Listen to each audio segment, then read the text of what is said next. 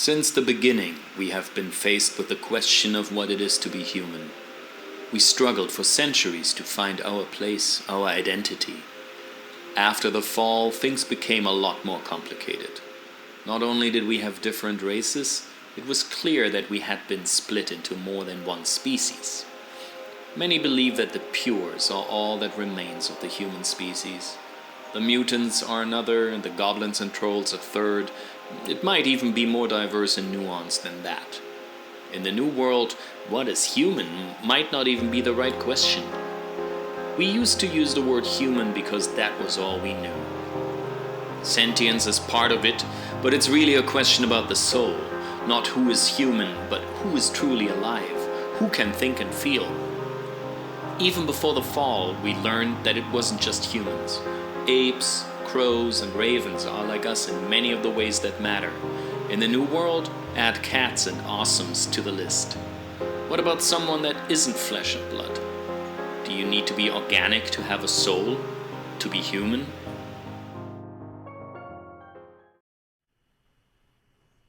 It's been 4 months since we saw the team last. They have been dealing with a very cold, intensely cold winter, and also the repercussions of their last adventure. Certainly not all of them, but 4 of them are dealing with having faced Corpus, the ghost of an entire area of the state that was destroyed during the bombs. They've been finding various ways to keep themselves distracted, finding ways to hone their skills and become ready to go back out. It's finally started to get warm again. We're going to start with, let's have Dee and Navad, please. So Dee, you were taught a lot about movement when you were at the laboratory. Yep. Some of it was combat. I mean, you don't consciously remember a lot of that, but they also taught you ballet. They also taught you gymnastics, Yep. which is why you have things like acrobatics. Mm-hmm. A couple of weeks ago, Navad kind of shyly approached you and explained that he gets beat up a lot. He gets hit and would like to get hit less. When you watch him move, both Shannon and I have described him as being, long-legged and a little awkward. I keep pointing back to like Bob Cratchit. No, not Bob Cratchit. Headless Horseman. He's like a young deer, but with skull pupils. He's like a young deer as an edgelord. That's his deal. Yeah. So coordinated and agile would not be his thing, right? No. So the two of you are, Dee is trying to teach Navad how to move with more grace. I would like a couple of minutes, I'd like a scene where Dee is going to explain to Navad how to move like he's not a box full of dry sticks. Okay. I have to be really honest. You move like a box of dried sticks. Yeah, it's fair. It's okay. Okay. Have you ever heard of like visualization before? Yeah. I mean, that's basically how I do magic. Okay. I mean, you've seen me do cool tricks, right? You've seen me do magic. Here's the secret. To do that, all you have to do is think about it hard enough. Okay. Well, this should be pretty easy for you then. So what I want you to do is basically imagine yourself to be a river crane, right? Like the bird, the one that's got the really long legs, huh? Yeah? Okay. Cool. Yeah. So while you imagine this bird, I need you to commit. I need you to be this bird. I need you to eat worms in your mind like you are this bird. And whenever... what if I already eat worms in my mind sometimes? Then you are that much, like it's easier for you. You're doing great. So I love to play pretend. So this is what makes it easier for me whenever I'm not like really concentrated and in my whole like, battle mode, right? So it's like, right? Okay, so you channel the crane and it starts at the beak, right? Okay, starts at the beak. So we beak and then we pull our power into the head of the crane, right? Okay, so we're pulling power. And then we pull it down into our chest, and our chest is out. It's out into the world because we're a confident crane. We're a confident crane. And Could I have a willpower check from you, Navad?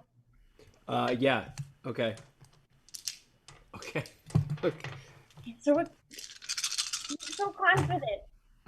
Yeah, I succeed. I got 3 6s. I'm good. Could I have a evade check from D, please? What? An evade check? From D. What am I gonna? This seems like gonna go weird. I got a 5. Okay, so you tell the mage who tells you that his magic works with willpower to picture this and gather in his energy and then pull out. A blast comes out from his chest. You roll with it. You take a couple of hits and land on the ground steaming.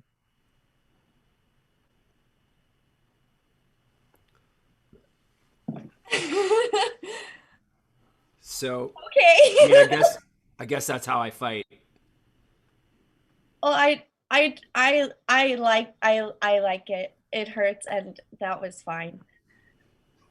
You shouldn't like to get hurt. Anyway, so yeah, that was a great first. That was a good one. That was. Elsewhere, can you give me a Dr. Wynona and Erik 2-up, please? So Erik, you're out back polishing Karen, which is it's not a euphemism. You're literally polishing Karen. Yeah. And Wynona has come out twice and not said something. So it's pretty obvious she's working up to something. Karen, huh? Yeah. She a Karen? Still Karen. Oh, for anyone who's listening that doesn't know what that is, Karen is his rifle. You all good? Yeah, I'm great. I'm so glad that we have grown closer over these past handful of months. Mm-hmm. I think you're a great being. Okay. What is it? All right. I know that we're just now getting close, so I probably can't be asking a lot of favors, but when we were out in the desolation, a few months back, things got real, okay? And I mean, you should have seen me. You'd have been proud. I did like these cool moves with my pistol. Uh-huh. I don't have a name for, so, TBD, maybe we can like brainstorm some names. I was thinking Sure. Harold Brady, something like from the past, but we can talk about that later. But I just realized that I'm getting more accustomed to our environment, and I'm trying to get out of my bubble. I know that this world is very dangerous, and I know that the way I cope with it is pretending it's not. I'm a doctor now and a colonel, and I really want to become more of a leader, but I'm not the I'm not the most intimidating person. Sure. So I didn't know if you had like some tricks or tips for me to be like, Urgh. All right, first, look at me. How tall do you think I am? Not very. But how tall do you think I am? Short. But how tall do you think I am? Yeah, I get it. You know what I mean? Yes. You walk tall. You go to places and you do things. You put it all out there. I mean, look at you. You dress like a fox. You got, pink all over the place. You're a colonel. You're a doctor. You're pretty good with a gun, except every once in a while when you celebrate, it falls out of your hands. I heard the story.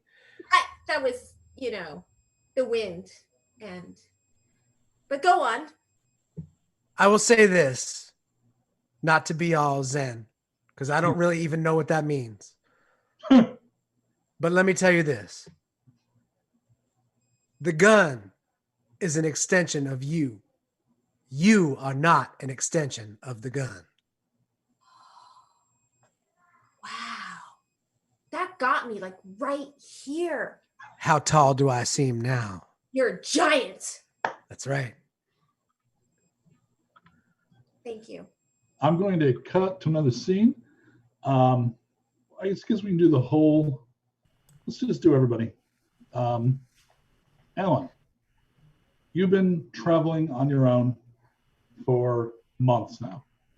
And were you able to do what instinct said to do, which is plug into a system R2D2 style, download some shit, get a sense of what's going on? That didn't work at all. So you've been wandering around. Fortunately, feeling if you were, pink and spongy, would have been, if not seriously fucked up, dead by now. But fortunately, you've fallen off precipices, been shot. You've got duct tape bandages probably here and there, and you're generally okay. And the other thing is, if you were someone that had to be careful about what they ate, some of the shit that you've eaten, I use the reference Mr. Fusion. Like, you can put almost anything in your mouth hole and digest that. So you can just pick up a clump of like weeds and grass and earth and eat that if you have to. That makes survival so much easier. But unfortunately, you've been driven by a need to fix a repeating problem that's getting worse and worse and worse.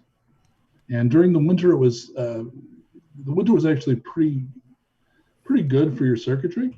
But as things are warming up, you're a little worried that the condition is going to get worse. So up ahead, you see what used to be a Billy Badger super center. So our version of Buc-ee's, so that we don't have to pay rights for. And so it's got the big dumb mascot up front, and it's all chipped up to be all properly post-apocalyptic. But the weird thing about this one is it's like a medieval times restaurant exploded and got its shit all over the gas station. So there are like pieces of armor and banners and all that kind of stuff. And you walk up, and out comes a guy that's wearing the usual kind of waster survival patchwork clothes. But over that, he has kind of a medieval times style, tabard kind of thing belted. Good day, sir. Welcome to the Shire. Hello, friend. Where exactly is the Shire? The Shire is here. You have arrived. Welcome. Oh, where is here?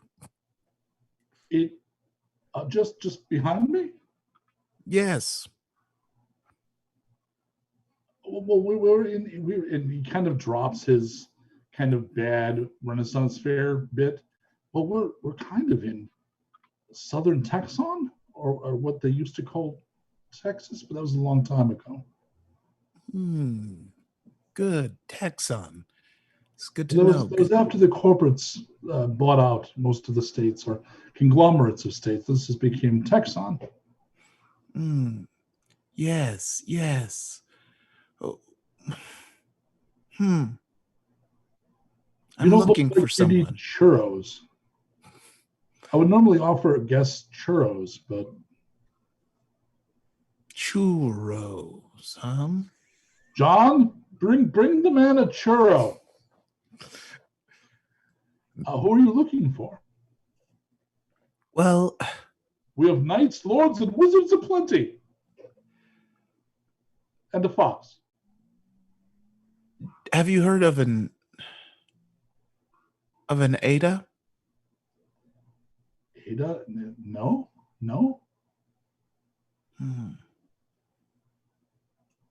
She must not have stopped here. Well, I'll have one of your churros to go. Come on in. And the escorts you in the middle of the area that's sort of like a cash wrap, and it's got seats because I don't know if you've been into Buc-ee's, but they have like in the day they have like rows and rows of junk food, and they have a little place you can sit down and treat it like a mall. So they've got a like dining area, and the other guy runs over. He's got like a Robin Hood cap on, and he's got a churro, and he seems very proud of the fact that they can offer churros.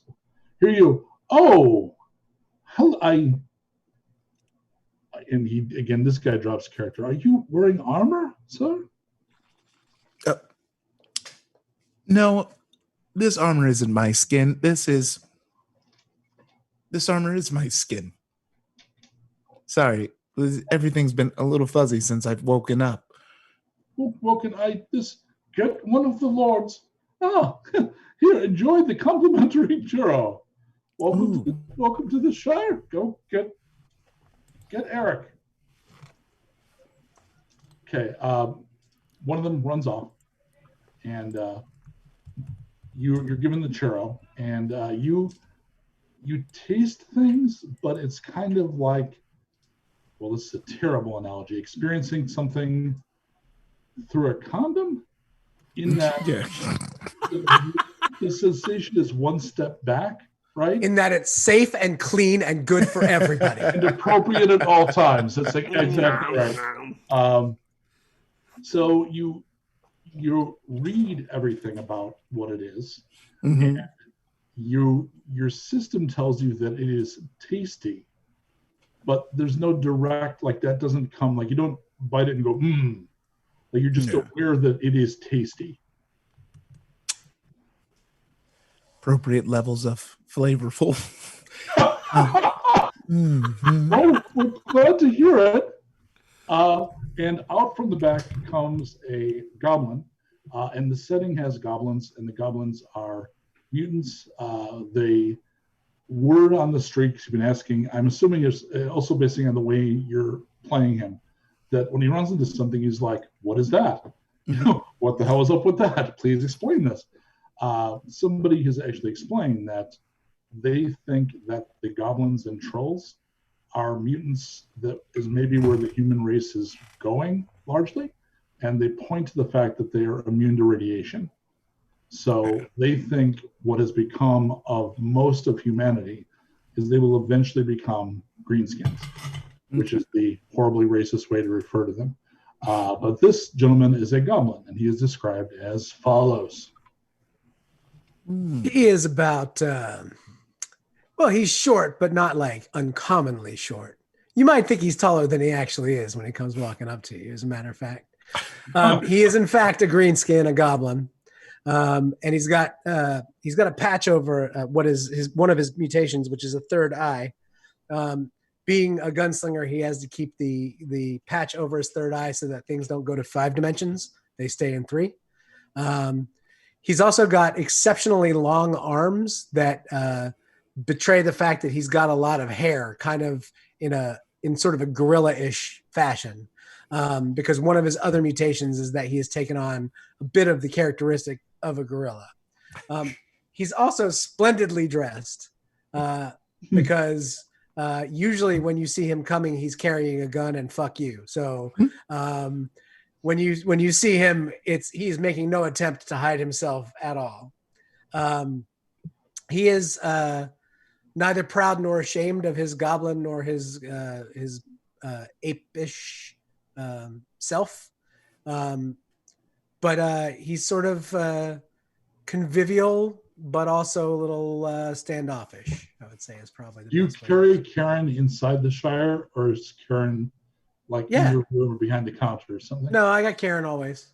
Okay. You remember the cross sling that I carried the leg in one side of and Karen in the other? So very Evil Dead 2? Yeah. Yeah, okay, cool. And if you want to take a shot at describing Adam, or do you want me to do it? Oh yeah, Adam is a kind of a mix of he's like he is all metal, but you can tell that the metal is kind of molded and bent in a way to give him what was perceived as human features back before this time. He is, I think we've agreed on Act 2 Bicentennial Man, which I think is a great metric for Android. Because that is a picture that is burned into my head from the moment I saw it. But yeah, I'd like to imagine he looks, he's like an average built android. He's dressed in my head like he has a vest, kind of like a bow tie, dress shirt, dress pants, almost as if he was he is dressed to impress. But all of that now is tattered, dusty. He definitely needs a new vest. I'd say the bottom half of the right side of the vest is completely gone. There's burn marks, and also he's wearing an apron over this. Oh yeah. Get up. Yeah, he's wearing an apron. You took that with you? Yeah. Oh, yeah. It's still with me. You put it on me while I'm asleep. I'm keeping it. It's mine now. Yeah, it's mine. So, so yeah, he's pretty much, and he has like a Burger Pal hat on top. So he has the Burger Pal hat and an apron, but under it is a vest, dress shirt, bow tie, and slacks. So point for everybody, first Erik, then all the players. Cyborging is not unheard of. Androids are not a thing. So this is not, there's all kinds of theoretical stuff that might have been cutting edge before the fall, but none of you have even heard of like androids walking around. So this is, maybe a robot, but he's not moving like a robot. He's moving like a person. Like robots would be like the one they had briefly behind it in Avengers Tower. It was just the upper part and was kind of clearly robotic. The ones they have in Japan now, welcoming you to hospitals, that exists, but they're not actual cyborgs, androids. Hello. Hello. I am wondering if you have seen another android named Ada. Well, to be honest with you, I've never seen another android. You're it. I would have thought by now I would have been overrun by us. By now. Was there a schedule involved? Well, I like to imagine that we were well on our way to assisting humans and such to so I guess that also went away when everything went away. Everything went away, man. I'm going to go ahead and cue Ify a little bit. The proper name you're looking for is actually B. B is the reason you're at this particular B. Okay. B. Okay. Yep. B. Yeah, it says it now. Okay. Looking for B. Did I say Ada? I'm sorry. What? Because I meant B. Hey, it's all right. See, the fun thing here is you're malfunctioning, man. So it is literally impossible to make a mistake because you've got cross wires. So Erik instinctively kind of like flexes his hand and kind of doesn't reach necessarily, but like changes his countenance just a little bit. So Alan, go ahead and give me an insight check. Okay. I got all of these. Yeah, we'll go ahead and use some game mechanics. Yeah. Because why not? I have no 6s, 2 5s. All right. So with a partial success, you can tell that dropping that name, that Erik has an emotional reaction, but you're still kind of learning, so you can't really figure out what kind of reaction he has. What do you want with B, friend? I need them to help me. Help you what?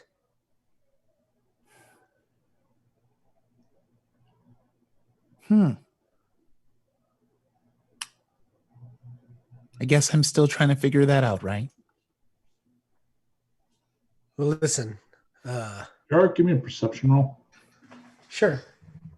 Where are you, perception? Right side, middle. Yep, I'm looking. Cool. Oh, yeah. I am perceptible. So I have perceived. he's twitching, like in ways that are a little disorienting because they're not ways a human would twitch. Okay. Like, muscles will just kind of go strangely.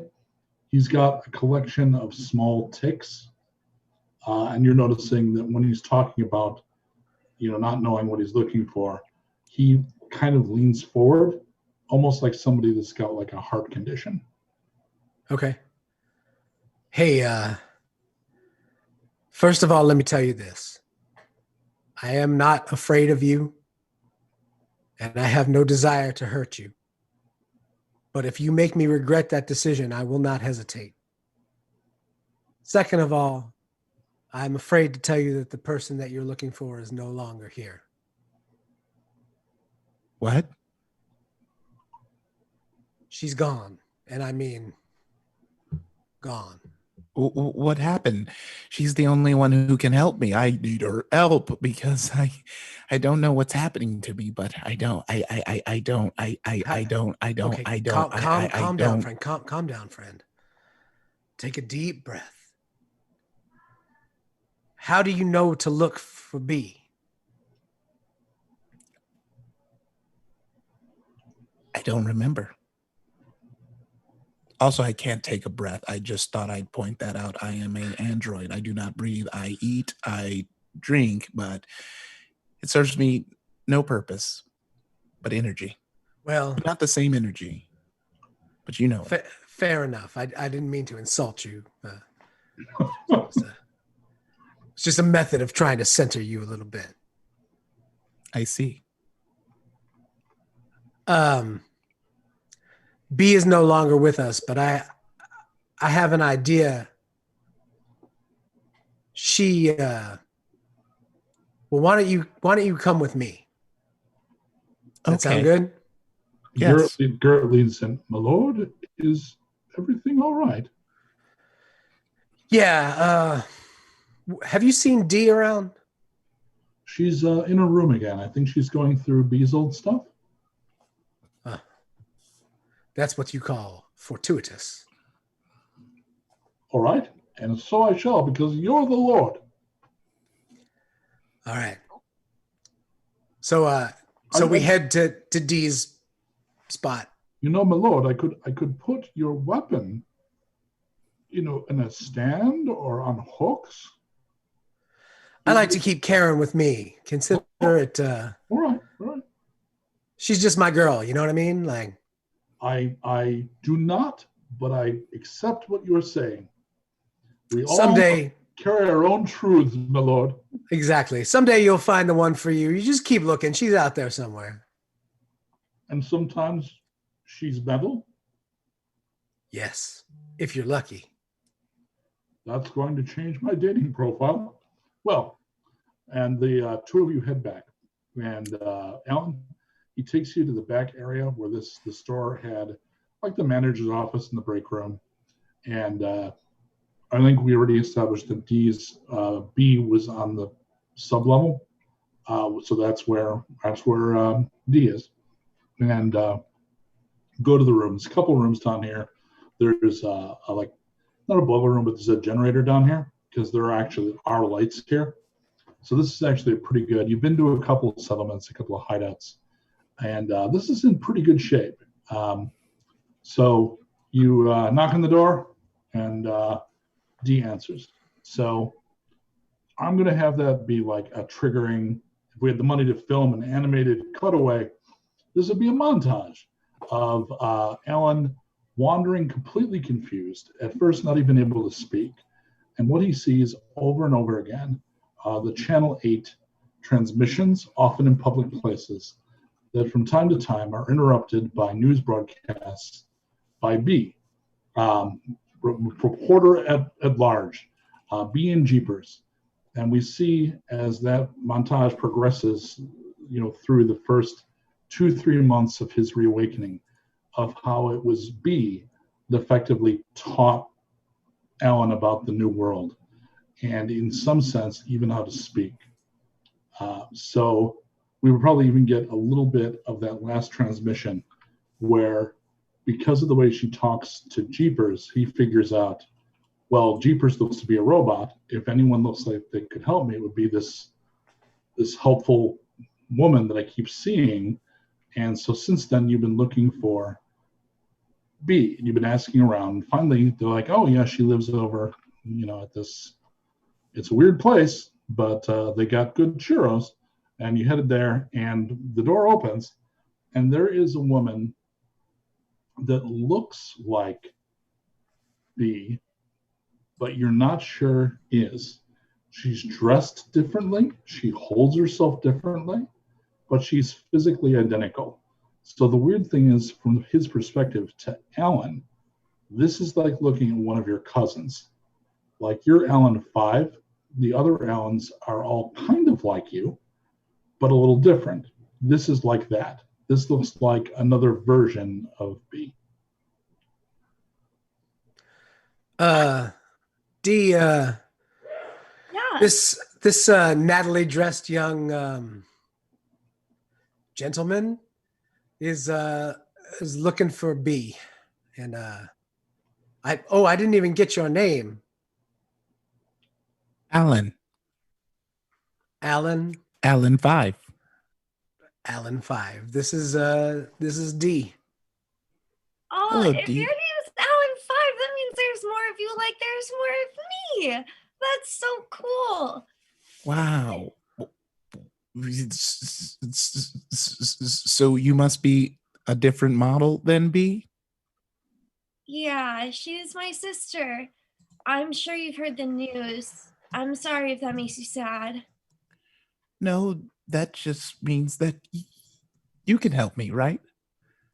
I can try. What do you need help with exactly? So let me download a little information on D. You've been having people help you to help complete Jeepers.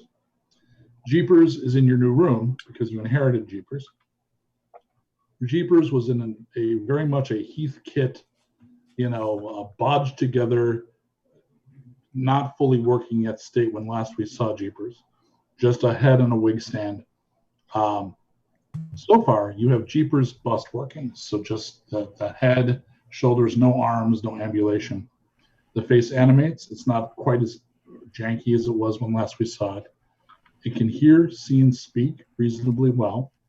The eyes don't actually animate. You actually defaulted eventually to readouts. So it does digital animation on the eyes. So they're a lot more expressive. The AI is still learning, so it can be erratic. Actually makes mistakes a little bit like Alan is. So occasionally will skip and stutter. It's actually reminiscent of that behavior.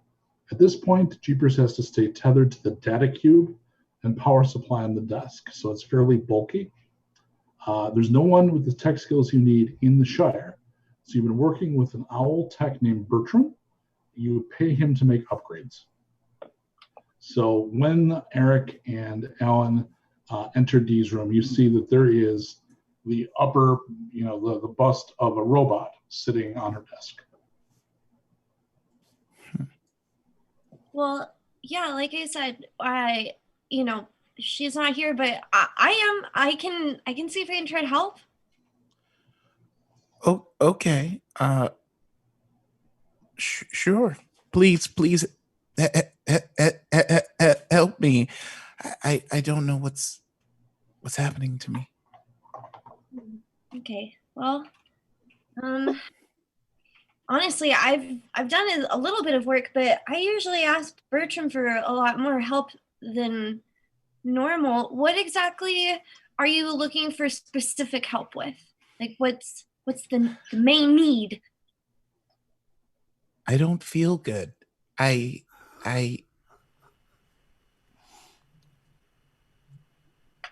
feel myself malfunctioning from time to time, and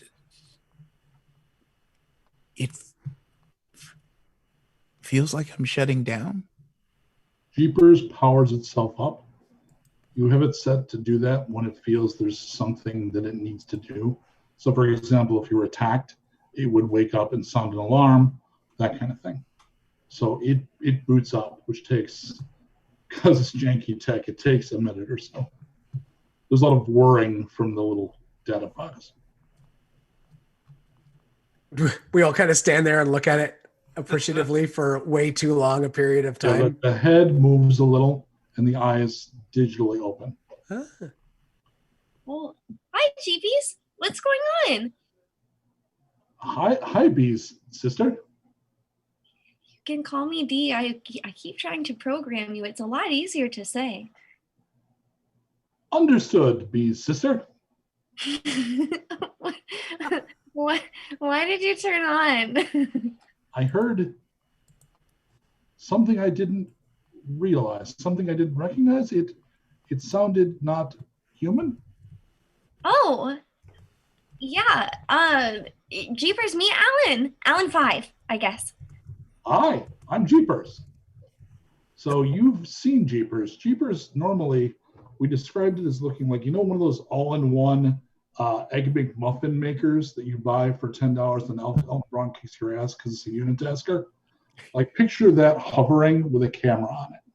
Okay. That's what Jeepers, that's the Jeepers and that's actually was B's cameraman. Okay. Hi, Alan. I'm Jeepers. Hello, Jeepers. I'm Alan 5.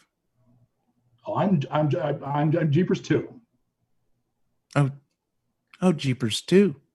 Jeepers 2. Yeah, I used to be small and round and kind of like one of those Egg McMuffin makers that Elton Brown would kick your ass for buying because it's a unitasker. Wow. I don't know how impressed you should be. I don't have a body. Jeepers, do you think maybe you could run a diagnostics on Alan and see if you can see? Wow, you think I'm so much more advanced than I am. It's absolutely charming, Bee's sister. She always personified you as being very capable. Jeepers 1 wasn't even an AI. I was basically a remote-controlled truck. He beeped. He occasionally beeped. I did, and that usually meant battery low. He was a smoke detector. He sounds like on a string. He was a smoke detector on a fishing pole. He sounds like really his power supply. He sounds like his power supply is failing. That's real bad, okay? Hey, Alan, man, do you know what runs you? And at that point, Alan proceeds to open up his chest and look down to see what powers him. Did you see the largely regrettable, except for a couple of scenes, remake of RoboCop? Like all the insides of RoboCop, those shots were super cool. The movie was shit, but they did like really good shots where Murphy would just open up like that. So he does that, and it's like, oh yeah, it's a whole tangle of shit in there. But the thing you don't need a tech skill to realize is, like, I'm terrible with cars and car engines, but when a car is beat and like the engine is failing and it's got like burned grease and it's steaming, it's real obvious. So his chest cavity, like, it's literally smoking. That does not look good. Yeah, that's really not great. Well, it doesn't feel good. Be nice. He's your new friend. I think you're sexy. I mean, we got to work on that. He's got arms and legs. What are you asking for? Don't set your bar too high. How does he turn off exactly, Jeepers? There's a big button that I won't tell you where it is. Pop! I hit the button. He turns right off. It's an obvious button. It's like a giant red button on his back. You couldn't red button from the Ren and Stimpy episode. No, not the shiny red button, not the candy colored button. No, there was it's famous in the maker community because people are hacking them. You would push it, and it would. I forget what it said, but it's. God, I dropped a reference I can't back up. I'll send a link to the ad so people know where it is later. It's one of those though. Cool reference. Huh? Sweet. Yeah, it was awesome. So, do you buckle back up? Okay, so panel, yes. He moves his apron. Has everyone seen enough? Yeah. I mean, I don't know about you, D, but the only other thing I can think of is Wynona. Well, I know she's a doctor. Yeah, but she specializes in organic matter, right? Like, he's a little less organic. I mean, it wouldn't hurt to go ahead and ask her. Navad's got magic too. Why don't we get the whole gang involved and see if anybody can help him? Sounds good to me. You head out in the hallway, and Navad walks out of the wall. Merlin is with him. They literally pass through the wall. So there's a guy that's dressed like a stock boy, but he's got a really long wizard beard. And Navad, can you physically describe yourself, please? Yeah. So I'm like a 17-year-old kid, like all leg, like probably like about 6'5". One of the models is like how freakishly weirdly shaped Baron Trump is. Like his waist is like too high, and he's all legs, like a Croatian basketball player or something. And so he's about 17 years old, wears wizard robes with a denim jacket over it, has a little kind of a shaved sides, little emo flip over haircut.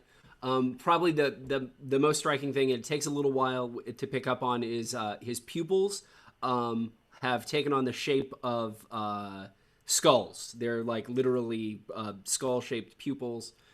He's wearing little kind of edgy skull earrings, and yeah, that's kind of his vibe. Do you see these two figures literally walk through a wall, almost like it was a graphics error? Oh, well, I thought I leans into about, sorry, I thought the hall was empty.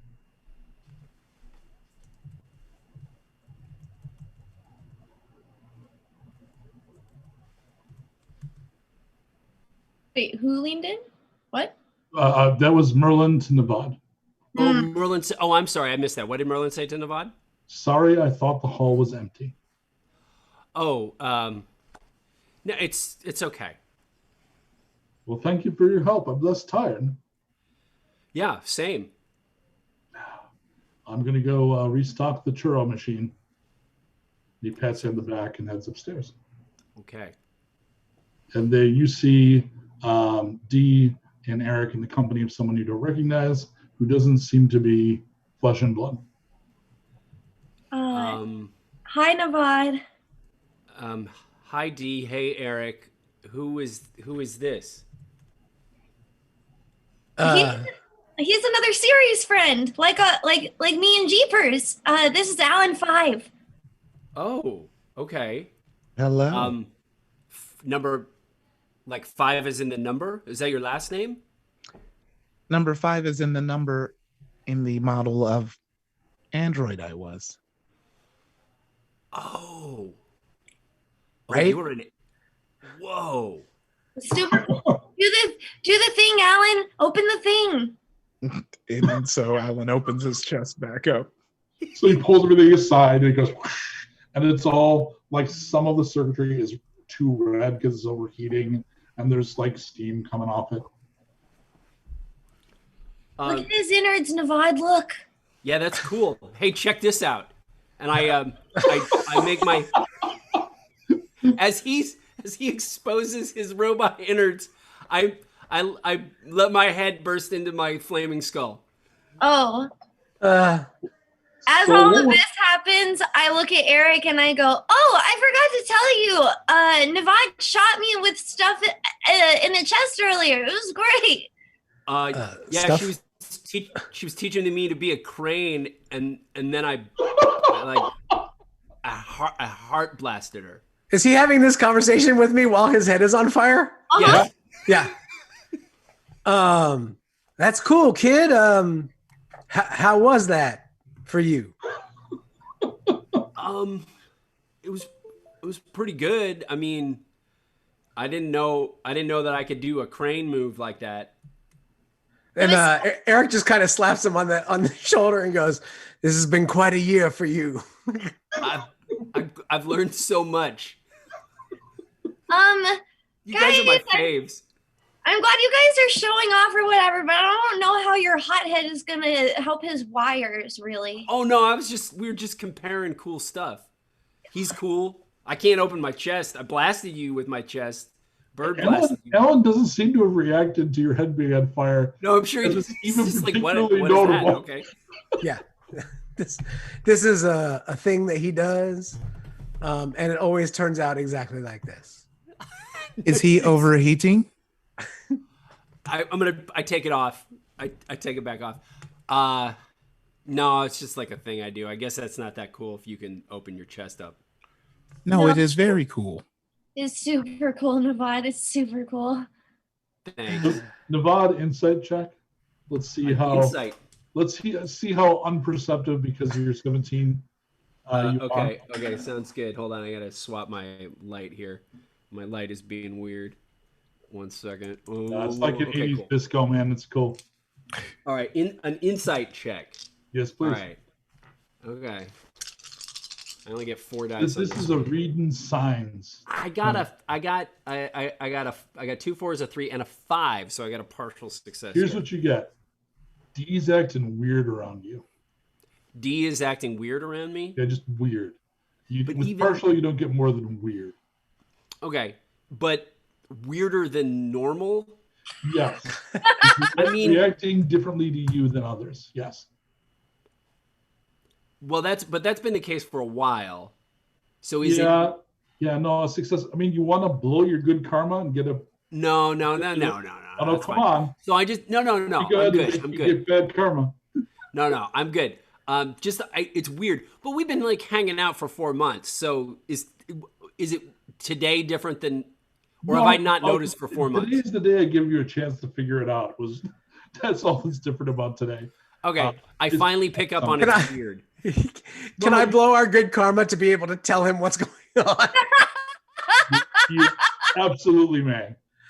Okay. Kid, come here. What's up? She likes you. Oh. Yeah, and it's been that way pretty much ever since the second that you met. That would definitely be a flash montage of like scenes from like 2 seasons of Navad's show, of like encounters that suddenly come into alignment from like click, you know, her like picking up your dropped groceries and giving you kind of a sideways look, like just dozens of examples that you just missed. Oh, okay. Wait. The last time you got intimately involved with somebody, it did not work out. What do you mean it didn't work out? It didn't work out for us. That isn't because I got intimately involved. No, but you were all pain in the assy afterwards. Like you were sweaty and weird. And yeah. I don't want you to be sweaty and weird, man. I want you to. I know. I just look. It's not worth it. She's B's sister. I know. That's not good. No, I know. That's what I'm saying. Maybe that's why I didn't even pick up on it, because it's like the sister of my dead friend. That's really. But weird, she is like 100 times smarter and stronger than you are.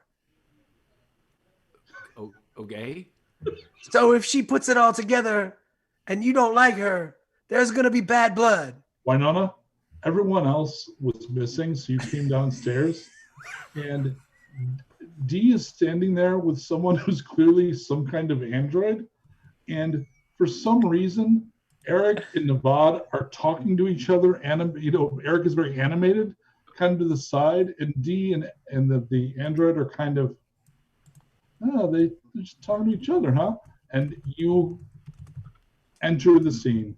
Let's have a physical description of the doctor. Wynona is average height, so about 5'4", 5'5". She's very curvy, very voluptuous. She's got fox-like features, so super cute. She is very fashionable, likes to color coordinate. She always has her medical bag, and oftentimes, if it's not dangerous, she'll have Bork with her, which is her adorably cute puppy. I'm not sure if we have a picture, but if not, I'll just describe him. He's the cutest dog you've ever seen in your life. Colt, can you put the lie to that shit? There we go. So picture that with purple fur, wearing a cable knit sweater. It's just kind of like if somebody who'd never had a dog had a nightmare about it, what a dog would look like. That's kind of what this thing looks like, and it's real slobbery. Cute. He's so cute. Look. What? You want a treat? Look. Wynona,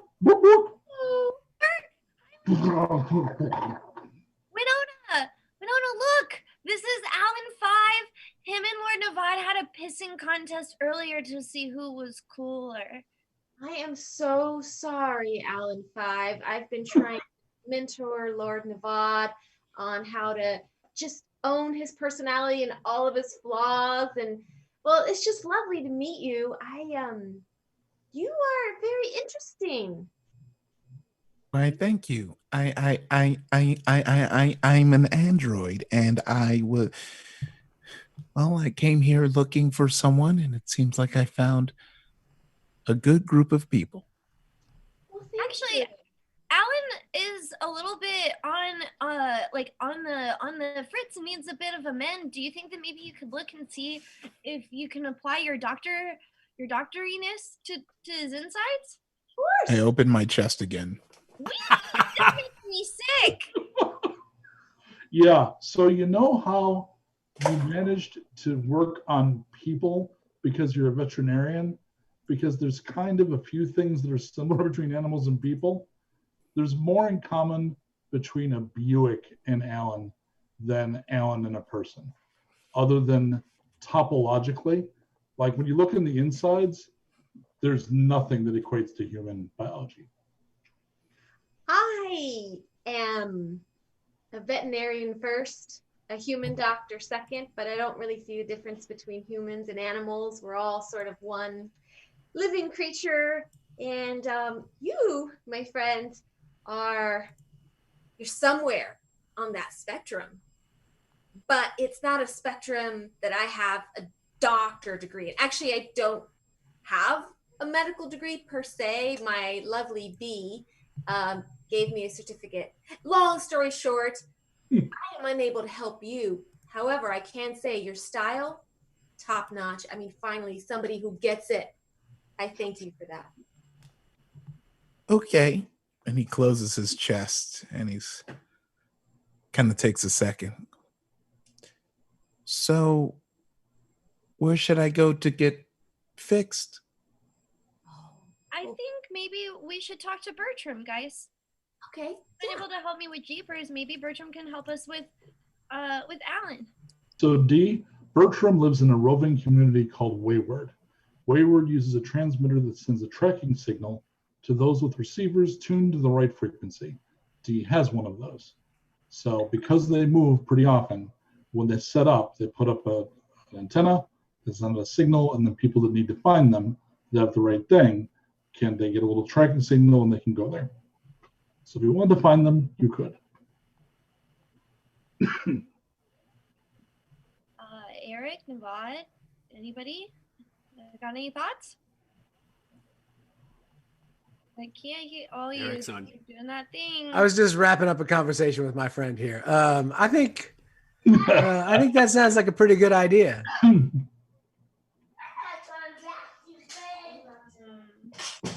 Well, go find Bertram.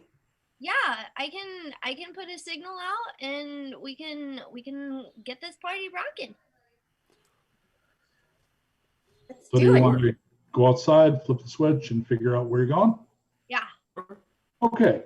You find out that it is in motion because you get a little, aliens, aliens, little tracking boop, boop kind of a thing. Wow, that's technical jargon, by the way. I used to do tech support, so I could, the boop boop. I give you all jargon if you want it. There's a little boop boop, and it looks like it's in motion, but it looks like you would want to not walk because they are moving and they have vehicles. You do have gas though, and you do have the truck. The last time you didn't take the truck because you're going into Desolation, and the Desolation's rough on trucks. But this is not that. This is in the ways it's in the area you're in. You think you confer with some maps. Who has the highest landlord number? Who has the highest landlord skill number? I have a 4. I'm bad at it. 4, a bunch of 4s? Yeah. Okay, so you probably end up consulting it together. Get it too. So. It looks like, unless they suddenly change direction or something, it's about a 4-day trip by truck. Yeah. All right. Do this. All right. So you're going to pile into the truck. You know, because you've been there, because you've been trading with Bertram. It's a place that's a scavenger caravan. The reason they move is they find a place to do the scavenging. When they've done as much scavenging as they're going to, they head out, they go to another place. It also keeps them safer because, as we talked about before, settlements, as they grow larger and larger, run the risk of eventually attracting the attention of the angels, and that is real bad. So you're usually better off with smaller communities or nomadic communities. You know it's run by a pair of twins, a brother and sister who share one mind. One is always with the caravan, the other is with scouts looking for the next site. And because they share a mind, they have a link and they can see what the other one sees. So it's incredibly efficient. You know the place is very well armed, but they love B, so they embrace you right away. So you know that D will be welcome there. So who is driving, who's shotgun, and who's in back? I think I usually drive, and Lord Navad is usually shotgun. But we're bad at combat, and also Wynona's our drivers, and she's teaching me. I'm still, maybe Navad's still kind of learner permit territory. Okay, so we got Wynona at the wheel. Wynona at the wheel. It's another novel title, and the other three will come back. And the way the bed's set up, there's actually pipes that have been bolted down. There are various grips, and also on the top, so that you can stand and fire, things like that. So it's been set up to be combat friendly. There's also like a big truck box in back to put things in. It's going to be nice and solid, hard to take away. You probably over the 4 months reinforced it a little bit. We've not started using the settlement rules, but it's probable, given the setup of Shire, that you will have a garage, in which case you may start, putting armor panels on the thing. It's even taking, since you fought the damn believers and they had some machine guns and shit, you probably like, we could armor this pickup truck. That might be a good idea. So I think you're in the process of doing that. So D's in back, Erik's in back, and Alan's in back. And I think Erik's usually kind of in the middle so he can be on top. Just over the back of the thing. Yeah, probably even have like a little bipod back there. So it's really easy to set and brace. Which means D, for most of this trip, will be sitting literally facing Alan. Day one, there's no encounter, so you head out into the wasted land. The wastes, the post-desolation, are literally places that have been ravaged by the war, but they're still, ruined America. So you get partially destroyed buildings, you get broken highways, that kind of thing. Most of Texlon, not Texlon's the real company. Yeah, no, Texlon's what we're using.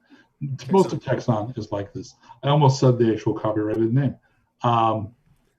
So you will have a little time with Dee and Alan basically being face to face. Is there anything that either of you would be talking about during the day's travel staring at each other?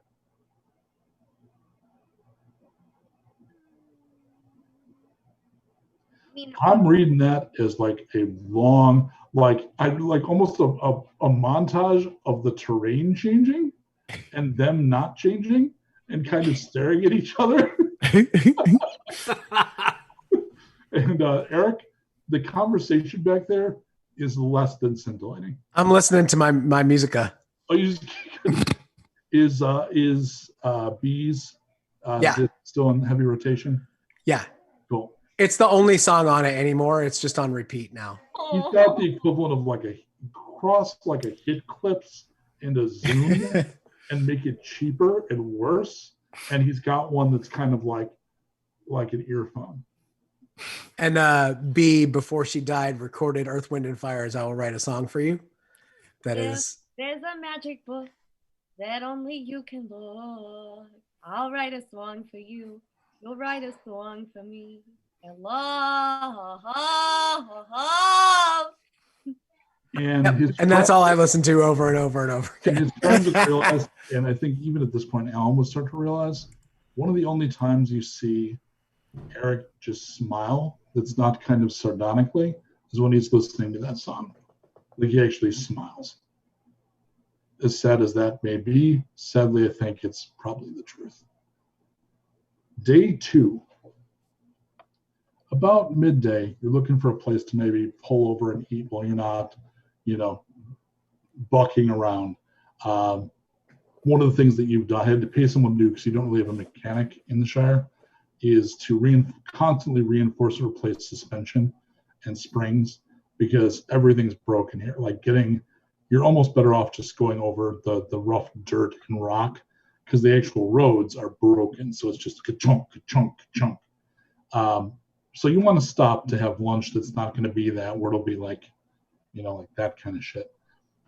You see, and by you, I'm going to say the you will be Navad and Erik because of where you're sitting and what you're paying attention to.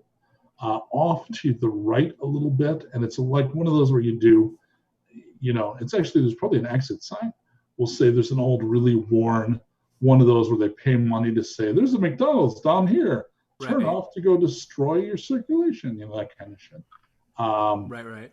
There's a warning sign for a snack stop, and that's a snack, SNAK, no C, just snack stop. And you take a look down there, and most of these places, because there are obviously tens of thousands in the old world, this one, unlike most of them that you've seen, doesn't look completely ruined, and you think there's a chance it's not been scavenged. So you have the option, if you bring this to the attention of the driver, to pull over and check it out.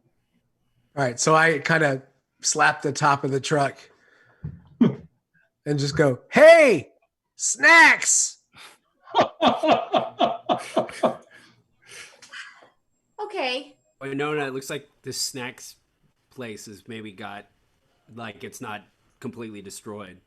Yeah, I could actually stretch my legs, and I think Bork needs a little walking, so I will go ahead and park the truck. Okay, so you pull off. There's a bit of a side road, and there's a little parking lot there, and it's not quite as, the Shire is like a Buc-ee's, so it's got, back in the day it had, one of those places had 3,000 gas pumps. They're enormous. So that place has plenty of room, but this place has maybe 4 parking spaces. And so it's like a pullover, grab like a big chug, and cheap snacks that are terrible for you, that kind of place. And you're able to pull over, and there are actually no vehicles that were, either they were taken away or there were none parked when the world ended. So it's plenty of parking. So one thing you can say for it, it's got ample parking. So you pull in, and do you unload? Yeah, I kind of jump out of the back. Okay. So it's midday, and those kind of places are mostly plate glass. and at least up front. And given what's happened, the chance that any of that glass remains whole is so close to zero that I'm going to say it is largely just shattered glass. So it's window panes, and then you can see in that whole, initial front area. It's a little shadowed, but some light gets in.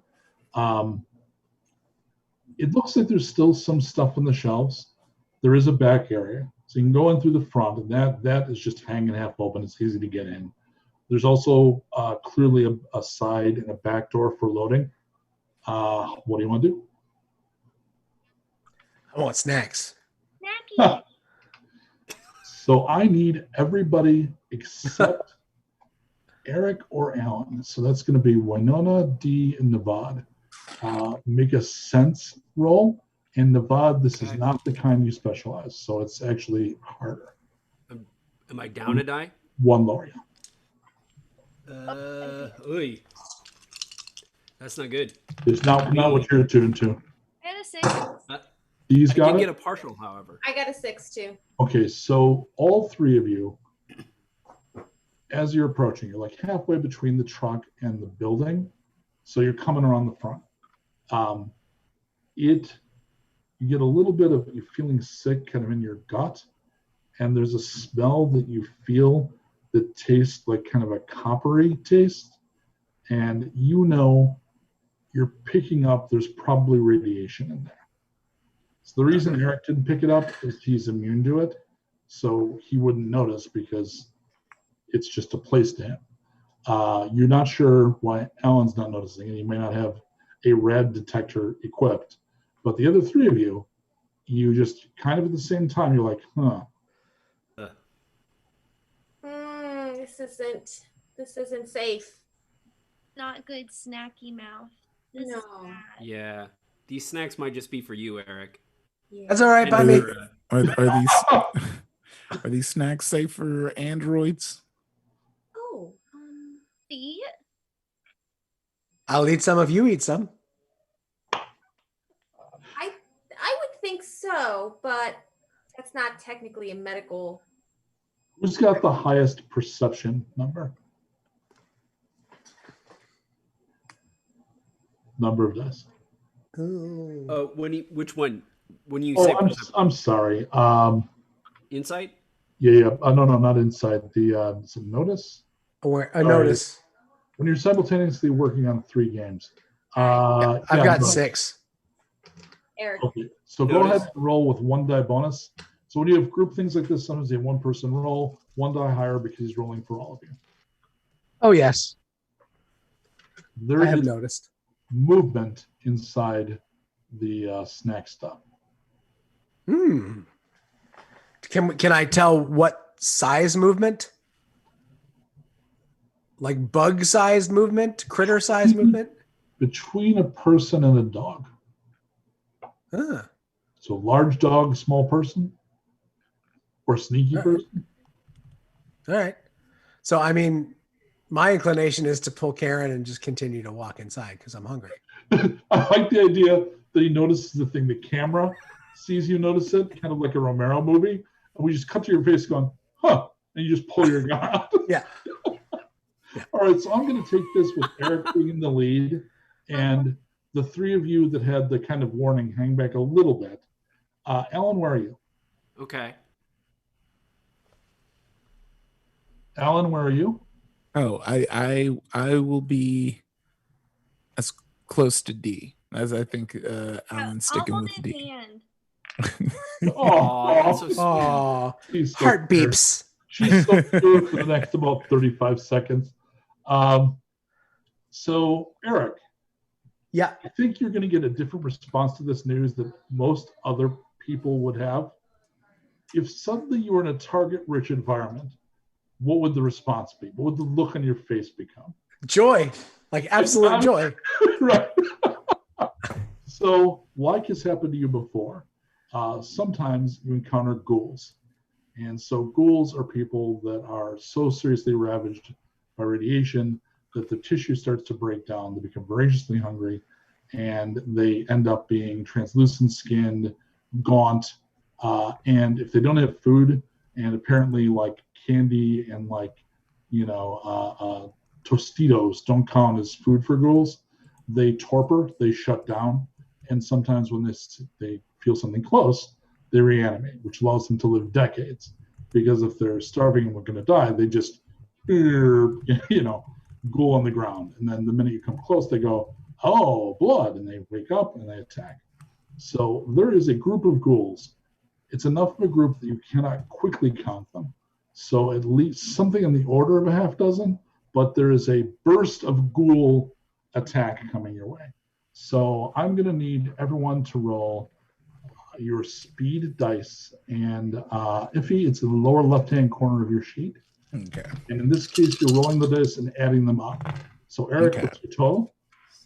16, 21, 29. Oy. Be consistent. D, what you got?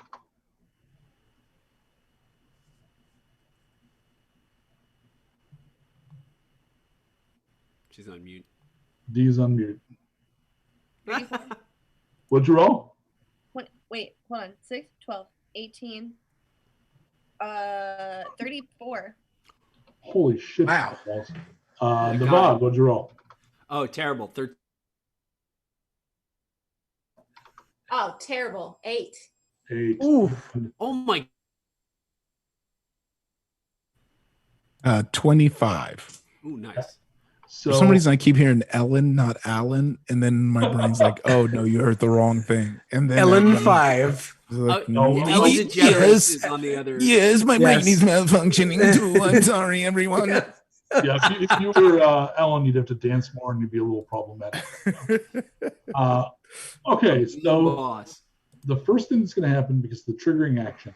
So D, you're not going to go first. Erik will go first because he's the one that's starting the combat. You're just going to unload one of these guys? Yeah, how much? What's my range? This is going to be close. Hmm. Oh, no, I'm sorry, near. They're not in your face yet. Yeah, Second category. Okay, yeah, I'm in. Blast them. Yep. So 2, 4. So I lose one now but I gain one for my favorite weapon, right? The new number should just be there. It is. I think it's 6 dice. It is 6. I got 2 6s. Sweet. Damage. And the new thing you picked up is what the hell is the name of it? It's not Savage. It's a good name for a skill though. Slayer. You have Slayer. So once per combat, if you don't get any crits on the damage roll, you can use it to re-roll your damage roll. Sweet. Ooh. I'm gonna stick to this. What is their armor?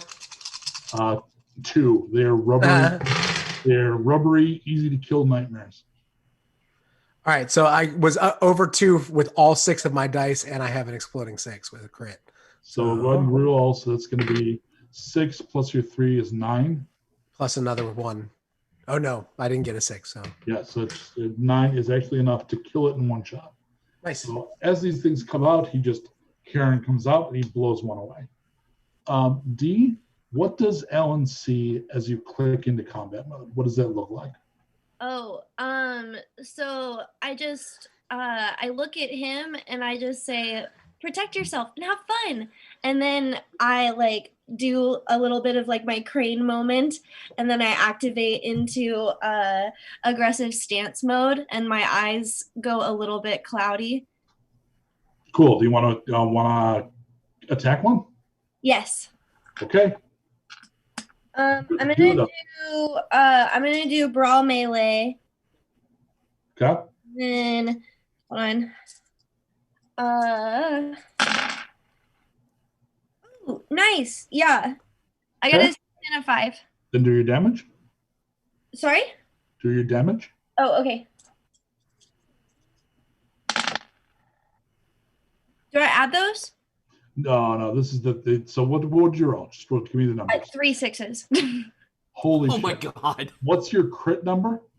Oh. I think it's up to 3. Yes. It's one of the things your martial arts is improving. So that's going to be 12 points of damage already. Then re-roll the 6s because they're exploding. So re-roll those 3 6s to let me know if you get any more 6s. So as D is rolling that, like it's One all more. hand to hand, right? I'm sorry? She's just going full hand to hand, right? Oh, yeah. Because I remember She doesn't carry when weapons. D fought before, like in my mind, she's like, for anybody who watches One Piece, she's like Sanji, and she just like can kick. She's like River from Firefly. She's like River from Firefly. Okay. Right, but Yes. like with just like foot first. Yep. Oh, yeah. Oh, yeah. That is enough damage to just describe for me what happens to the ghoul. Remember that they are rubbery fleshed and they're much easier to cause horrific damage to. So I pull one of these numbers and then I pop my foot out and do just like a very intense series of like ba ba ba ba ba ba ba ba ba ba ba, and then the whole time I'm just giggling like. Oh God! So as you're doing that, so she not even noticed, but anyone seeing out of the corner of their eye would know the thing was undone after the first couple of kicks. So she's just knocking chunks out of it, and it's just kind of standing there, and then it collapses all mangled and just drops. And she's clearly issuing like a, can you give me like a little delighted giggle? Yeah, that's awful. Okay, Ellen, what do you want to do? There are ghouls.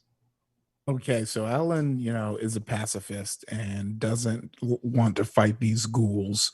So Alan is trying to reason with them. It was like, please stop. Please stop. There's no need to rush us. We're just passing through. Ellen, give me a notice check. All right. So notice, that's going to be 5. Oh my God.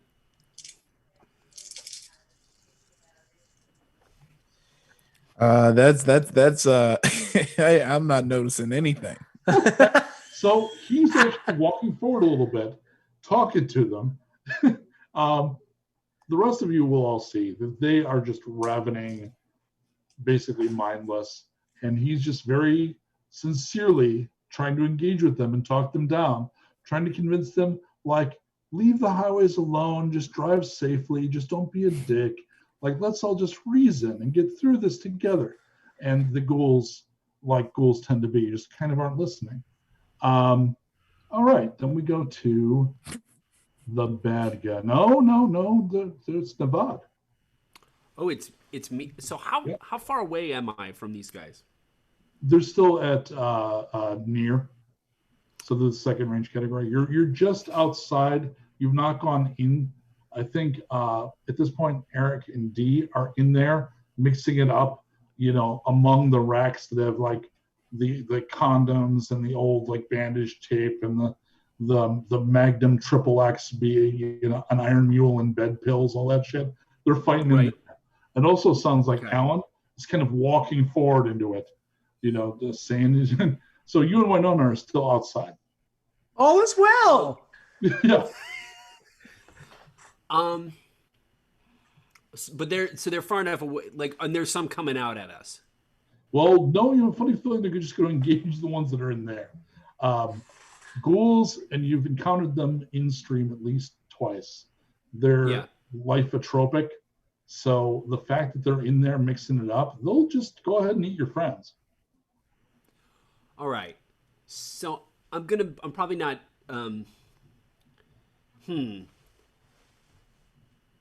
You have plenty of ways to get line of sight because all the big, panel windows are all broken. So you can just walk to the side and you'll get plenty of, Right. I'm going to move towards them and see if I can, like, I'm not going to cast a spell yet, but I'm going to see if I can get close enough to maybe next round. Like. Oh, no. Oh, he's been time stopped by the ghouls. Oh. Maybe blast some of them. Okay. We'll hold his hand. So at this point, unfortunately, before Wynona goes, the They ignore Alan. So they don't seem to be androidotropic. So they're not seeing him as food. So they don't seem to give a crap that he's there. But that means that 3 ghouls will attack Erik and 3 ghouls will attack D. Sweet. Bring it on. You have a different view of the world than I do, my friend. I want chicharrones, brother. That's fair. That's a near miss on you. That's going to be 1, 2, and 1, 2, 3, 4, 5. Then it's going to be halved. That's going to be 3 hits for D. It was a good movie. Remember that one? 3 hits for D? Yep. And Tara Black was in that, right? Yeah. It was a sequel to 5 Meals for Sister Sarah. Yep. I got a near miss on Erik. Well, these, shockingly, the ghouls suck. It's going to be not been very 4. So you're going to take 2 hits, Erik. All right. And then Wynona. Am I in a range that I could shoot one of them? You absolutely could. You would you're all coming kind of this way. Just kind of step to the side and fire. Okay. So I'm going to try to shoot at them. And I fail miserably. But I still muster up the courage that Erik has taught me, and I don't let that get me down. Nice. So you're going to have swagger despite the miss? Shoot, miss by like a mile. Did you get any 1s? Yeah, I got 1. Okay, so the gun does not jam. Unless, of course, the GM is a bastard and uses the bad karma to make the gun explode in your hand, which he does. So you're going to need to make a reaction save, please. What? Okay, so... roll confidently. I love that. I love that the gun just like explodes in her hand, and she's like, "I got this." It blows up, and then you like blow your fingers. Got it. Okay, so I got all 3 4s for the reaction. Okay, so that means you're going to take this as damage. Wow. You take 1 hit, but the gun is no more. And that's one of the problems with this stuff is it's all at least 100 years old. And sometimes, I actually know friends with antique guns. And one thing is occasionally they just fail. It's probably because you dropped it last episode. I did drop that. And it bent. Celebrating too hard, yeah. Yep. The firing pin bent. But it is just an extension of me. I am not an extension of it. You tell him. So you carry off the exploding gun with panache. D, do you want to end another goal? Absolutely. Okay, go ahead and attack. Okie dokie. 2, 3. Oh, holy shit. Mostly 1, so absolutely not. It's like if you set a rainbow bright to murder. It's very strange. Okay, so you don't hit. Erik, you're up. I'm going to try to double shot. I don't blame you. They're not hard targets. Oh, whatever. Speak for yourself. And I am successful with my double shot. Let me modify that. They're not hard targets for Erik. I think that's more fair. You stay confident. Why? You're good. You're our favorite gun monkey, man. All right. So you said they have 2? Sorry? Oh, yeah. Their armor's 2. So I got 3 plus 1 of them is a 6. So that's it. And then I roll damage again for the second shot. They have 6 hits. So that's 1 kill. Oh, my. So I got all 6 are over 2, and then I got 2 6s. You can keep rolling if you want to, but go ahead and describe. I got another 6. And roll that again. And another 6. And again. And another 6. Again. Keep going. And a 5. So that's 4, 6. That's 15, 18 points of damage on a creature that had 6. Okay, so it turns to look at me and goes, and opens its mouth. And then what you see is in a second, everything but its tongue is gone, just gone, like vaporized, like powder, and the tongue just kind of like hangs for just a second. You could swear it was still going, huh, in the middle of the air, and then it just kind of like falls to the ground. So Alan, your new friends, it's like a Daffy Duck cartoon. They do not appear to be pacifists. Yep. Go ahead and give me another notice check for Alan. All right. Come on. All right. I got 1 success, 2 5s. There is a ghoul sitting in the back corner of the room reading a comic book. So I start walking towards that ghoul's. Hello, friend. Can you talk to your friends to tell them to calm down? Why don't they read comic books like you? So that wouldn't work with anyone but you, but because you're effectively invisible to them, they don't notice you. You just walk right past them. So we'll get right back to how that resolves in a second. And then Navad, you can totally... D has 3 opponents. Erik has 1. D has 3? Does, yes. But I've watched now in rapid succession D kick one into shreds, and then Erik, miss. And then Erik Daffy Duck Bill spinning around his head on the other one. Yeah, they're doing real well. I'm gonna...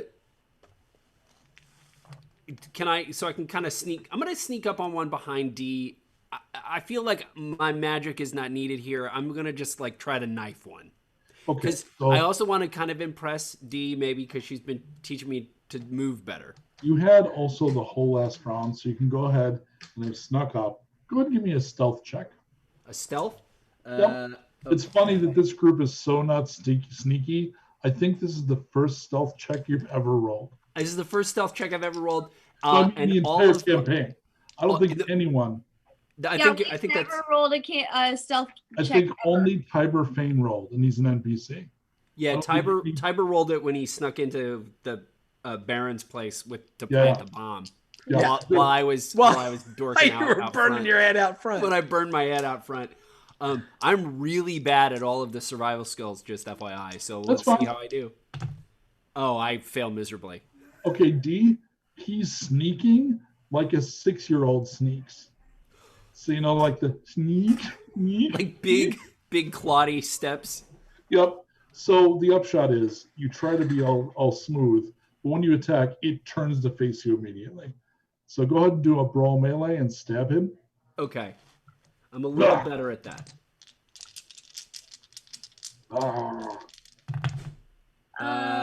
Nope. No dice. Okay. So D, you would pick up that he looks like, because again, he's not super subtle. He's clearly trying to peacock. So is it like, how does that strike you? Like, is it cute that he's failing and being awkward, or is it pathetic? Oh yeah, no, I'm dying. Like as red as my cheeks can get. And I love the fact that your emotional self, like your body, is in mechanical kill mode. Mm-hmm. The other part of your brain is over here, like, oh, that's adorable. Yeah. Like, it's sort of simultaneously. All right. They get to attack. Terrible. I've got 1 on Navad. Cool. And he gets a partial. That's going to be 1, 2, 3, 4, down to 2. 2 hits on Navad. Okay. And then I got 2 of them attacking. And they get a partial. Wow, they cannot catch a break. Poor ghouls. That's pretty good, actually. 1, 2, 3, 4, 5, 6, 7, 8, 9. Divided by 2, you take 5 hits, D, and that means you're going to have to take an injury. What? Wow. Oh, Yeah, weird. Fighting has consequences, I know. No. How many more clones do we have? I'm a perfect baby angel, guys. 5. Erik, I only have 1 because you dusted the others. They'd be afraid if they could be afraid, but they're just not. It hits. It's not a partial. It gets to hit.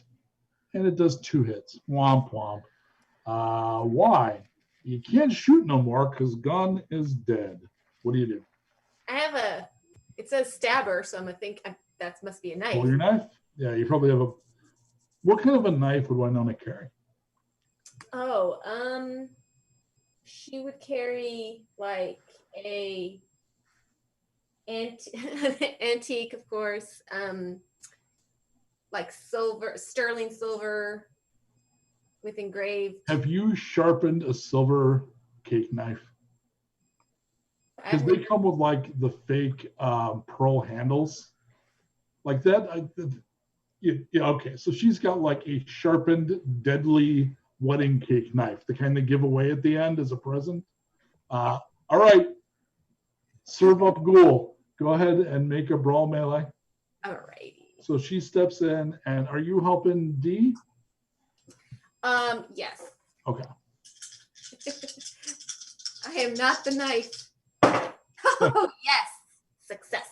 So stab that ghoul. So go ahead and do your damage. Oh yeah, I forgot. I got so excited. All right. All right, for a stabber, 3. Okay, gotcha. Yeah, 1 6. Okay, so that's gonna be 1, and then it's your crit is 2 on that, right? Yes. Okay, so re-roll the 6. Let me know if you get another 6. No, I got a 5. Okay, so he's wounded, not down. So you literally plunge the server into him. And I'm going to say, because he's so soft, you end up making a cut, almost like you're serving cake, which is gruesome and terrible, but that's where we are. Then we go back over to Erik. You have 1 opponent left. Well, then I will shoot him. I will shoot that opponent. Yeah, given your Terminator list of options, I think just shoot the goal might be the easiest solution. Did we figure out what happened with? Is Alan still off talking to Comic Book Ghoul? He's almost next. Okay. Yeah. Okay. So I have hit, strangely. I will not forget core pacifist Alan 5. Yeah, just hanging out reading Sergeant Rock over in the corner. The upside is Alan is basically in no danger. Oh my. Okay. Well, so I got them all again, and 2 6s. Oh my God. And 1 more 6. And that's it. So what happens to this one? Do they have brains? Kind of. They're very kind of like head cheese. Oh, nice. So he is so kind of soft and doughy that the bullet enters, and before it kind of leaves, it almost expands. So it blows out of the back of his head so big that it's like a half moon, like the that one Doctor Who episode where they had the spoon men. And yeah. And it blows a giant spoon into the back of his head, and he just like completely sinks to his knees and goes, "Oh," and then falls over. Alan, you're in the corner of the room. The ghoul is sitting crisscross applesauce, and he's reading a comic book, and it's called Future Man, and he is crying green, glowing tears.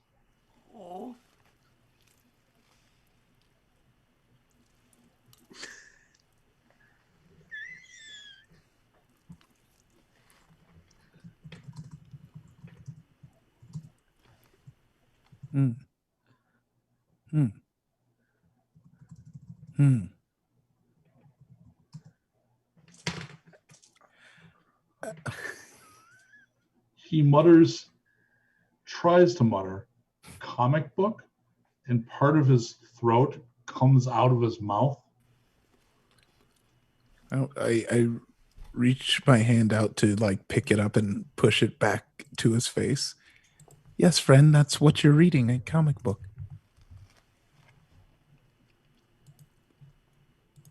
Make a notice check to understand the next thing he says. Because he only has part of his vocal equipment left. All right, come on, Dice. You failed me many times at this point, but this is time for your redemption. 2 successes. He utters the very Romero horror movie tropey kill me. Oh.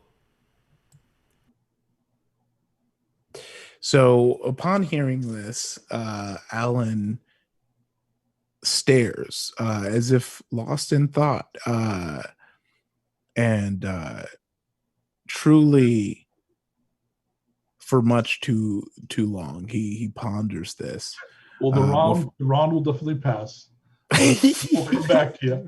But that is a completely dramatically appropriate response. We're then going to go back to Nevada. You're still fighting the ghoul.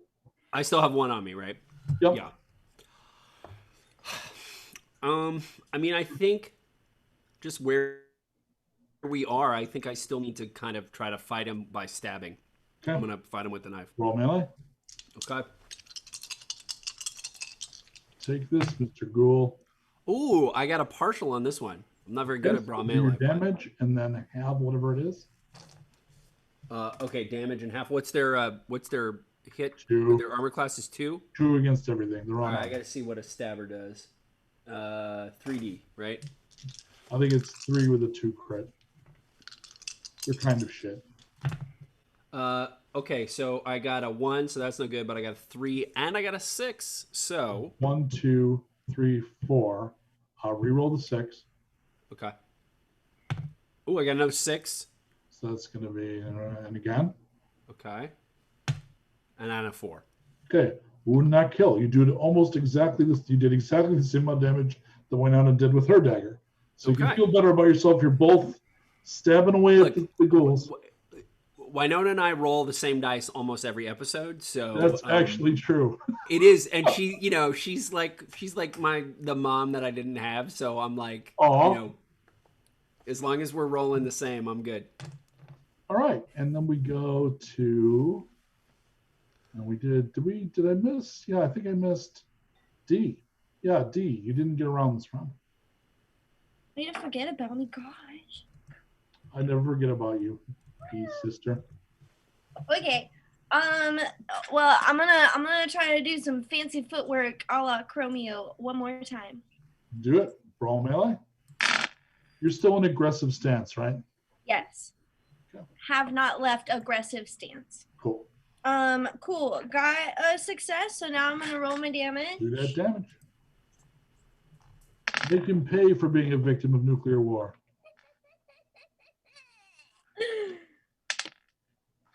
Oh, 6, 7, 8, 9, 10, 12. Well, you're not adding up the dice. Oh, whoops. Okay, so then a 6, it was a 6, a 3, a 2, and then I re-rolled the 6 again and got a 1. This is going to be 4, 6. So that's 6 points of damage. You kill one. And it's not high enough that you get a special description. You just kill it. Okay. All right, and then they get to attack, and they definitely would run by now, but they don't know any better. So now I got 1 each on Wynona, D, and Nevada, and that's the only ones that are left. Okay. So Wynona, I hit you, and I get you take 4 hits, but no injuries. That's not too bad. D, I hit, but I get a partial, and that's no damage gets through your armor. That's right. But the fact that you're not wearing armor. No, you. Oh, no, yeah, you. The fact that you're wearing leather armor made a difference.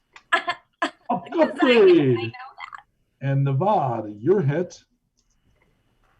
Uncharacteristic Nevada in melee combat. That's going to be 1, 2, 3, 4, 5, and then so you take 5 hits, Nevada, and that's an injury. Okay, so 5 hits for me. That takes me down to 6, and then I roll the injury dice, right? Yeah, I just fill one of the locations. Exactly. Okay, so just FYI, I'm filling in box 4. Thank you. And Wynona, you're up again. Do you want to cake serve him up? Yes. Okay, go ahead. Stab him up. Brawl melee. See if I can cut another piece of wedding cake. Yeah, serve him up. Nice day for a white wedding. Oh no, my cockiness just got me again. Keep going, Wynona. You got this. I wish there was any real cake. This feels like a frosting face moment. D, you're up. Wee. A D. You got one opponent left. Ooh. I got a partial. Okay. Roll your damage, and then so just roll your dice. Let me know what they are, and I'll calculate it for you. God. It is a 5.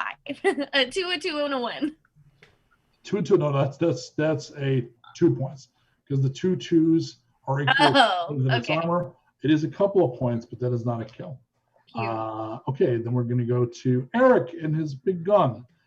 There's now 3 wounded ghouls, and who took the most damage? Who took the most damage, and can I tell? No, they're all kind of wounded. All right, let me shoot the one on Wynona. Do it.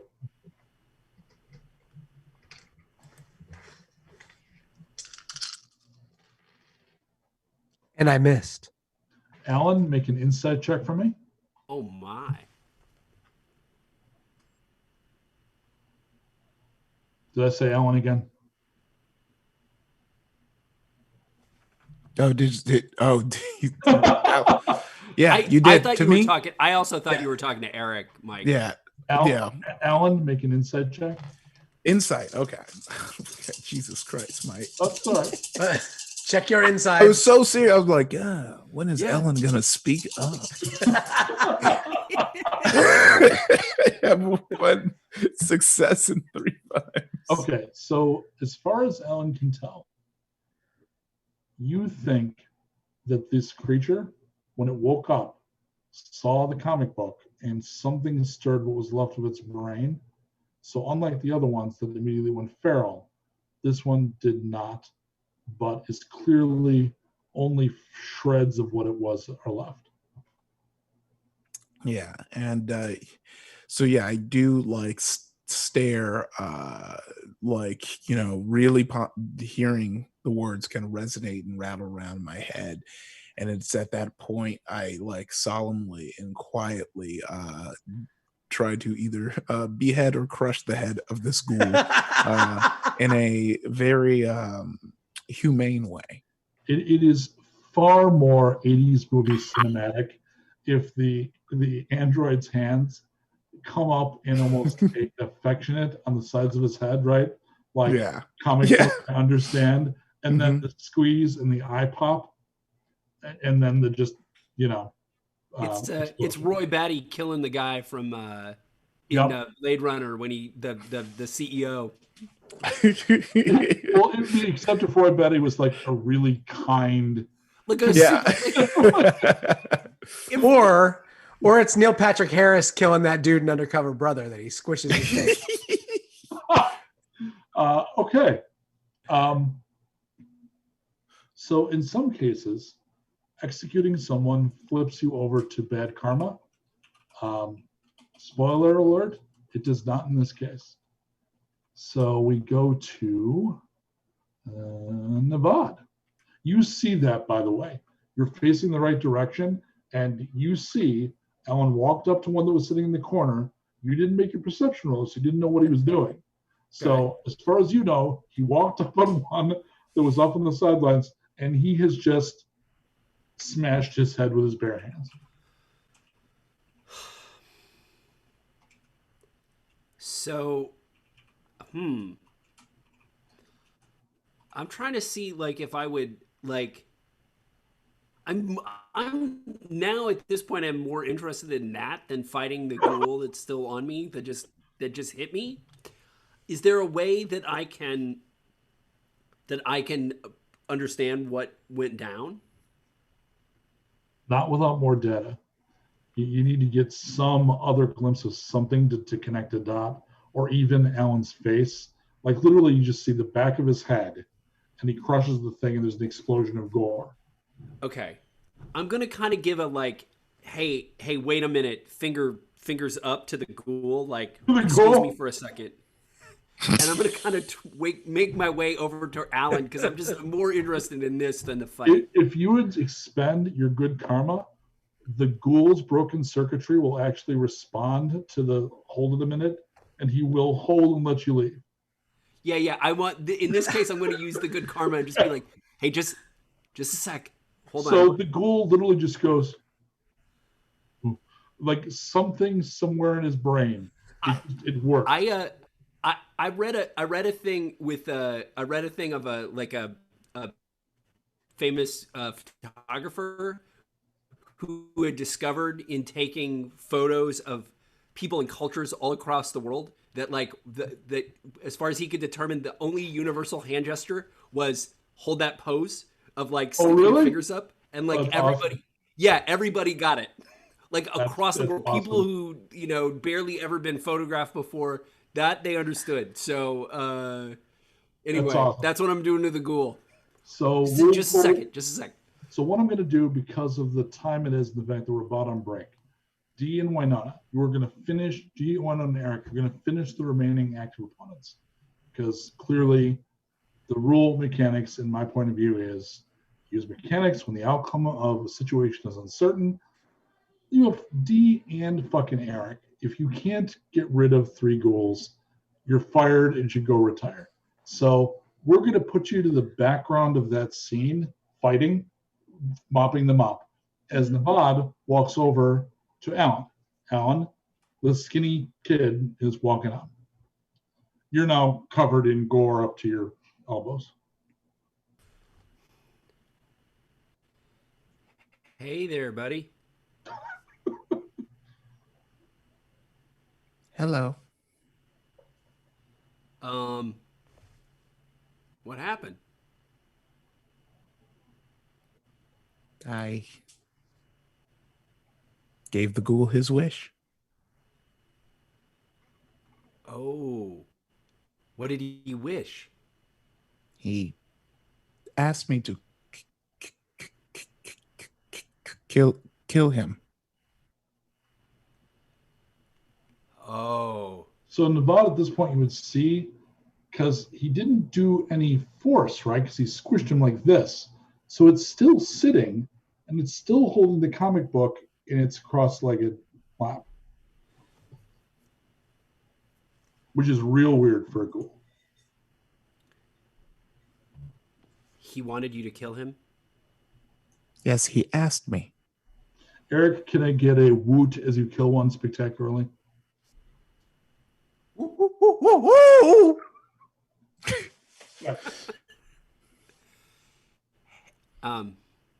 Hey, this happened to me one time. A guy asked me to kill him. How do you feel?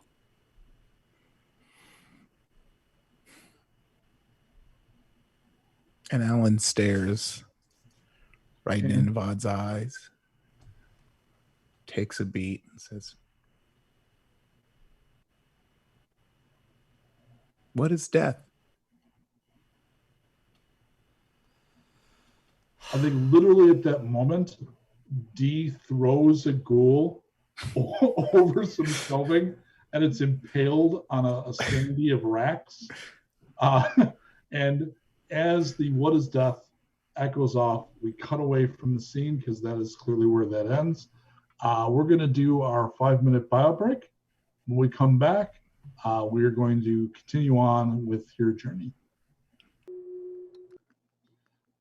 So the team pulls away from the snack stop. They spent a couple of hours scavenging the place. They end up with a box that Erik writes on it, "Erik food only," which he's able to figure out by the fact that his friends pick it up and your skin burns a little bit, but Erik's doesn't. He literally has a separate a separate bin of irradiated candies and snack cakes that are fine for him to eat, but pretty much not okay for anybody else. You do discover that Alan can absolutely throw those into the Mr. Fusion that is his digestive system with no ill effects. So the other stuff you get out of the place is the dry goods you would get out of any bodega. So like shoelaces, dice, but I'm currently working on all the big shopping lists for Nuked, and a pair of plastic dice is actually worth about 40 volts. So you come away with a couple of boxes of real worthwhile stuff, because anything that was produced post-fall, they call relics, and is more treasured than the stuff they're making now for nostalgia reasons, the fact they can't work plastic anymore. It's the fact that you've got like a handful of plastic dice, you can trade real well for that stuff. You'd get like a deck of cards. So you've squirreled that all away in the hard box in the truck. And the next day while you're traveling, there is a point where Navad has wheedled Wynona a bit. Like, let me drive. I could drive. I'm doing well, aren't I? I've been watching. Let me drive. I could drive. And finally, Wynona, all right. So Navad, very carefully, driving the car. Wynona's in back and is having a discussion with Alan about death.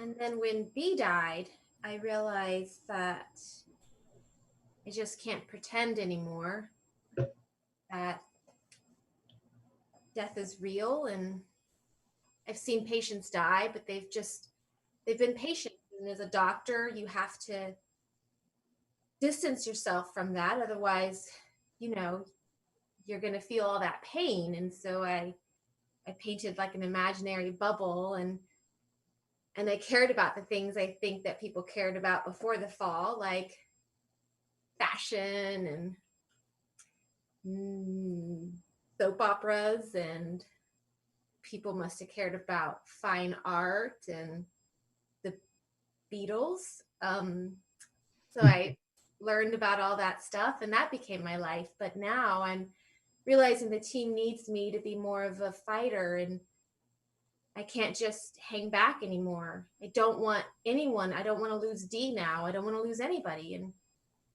death is real. And I'm scared of it. Well, I yes. I can only,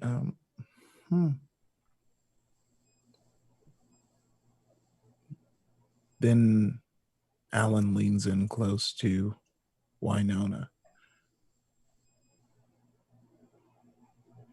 Can I die? I think to die, you had to have been born. And I think you, in a way, were born. It was just different than the way most of us were born. And so I think your death would be different. But I don't think it would be painful the way our deaths might be painful or are going to probably be painful. So I think that even if you can die, it'll just be like, done. And then Alan takes his hand and holds his chest and ponders. I don't want to die. Well, no one wants to die. That's the thing about it, is we're born and we all know this is temporary and we're not supposed to get attached, but then we find ourselves attached to people and, like Lord Navad up there. I mean, heck, he could kill us now with his driving, but I'm giving him a chance. And the more I get to know him, the more I fall in love, like not romantic love, but like avuncular love. And with you, I think, do you have someone that you're close to that, I mean, you're number 5. I don't know what happened through 1 through 4 or 6 through infinity.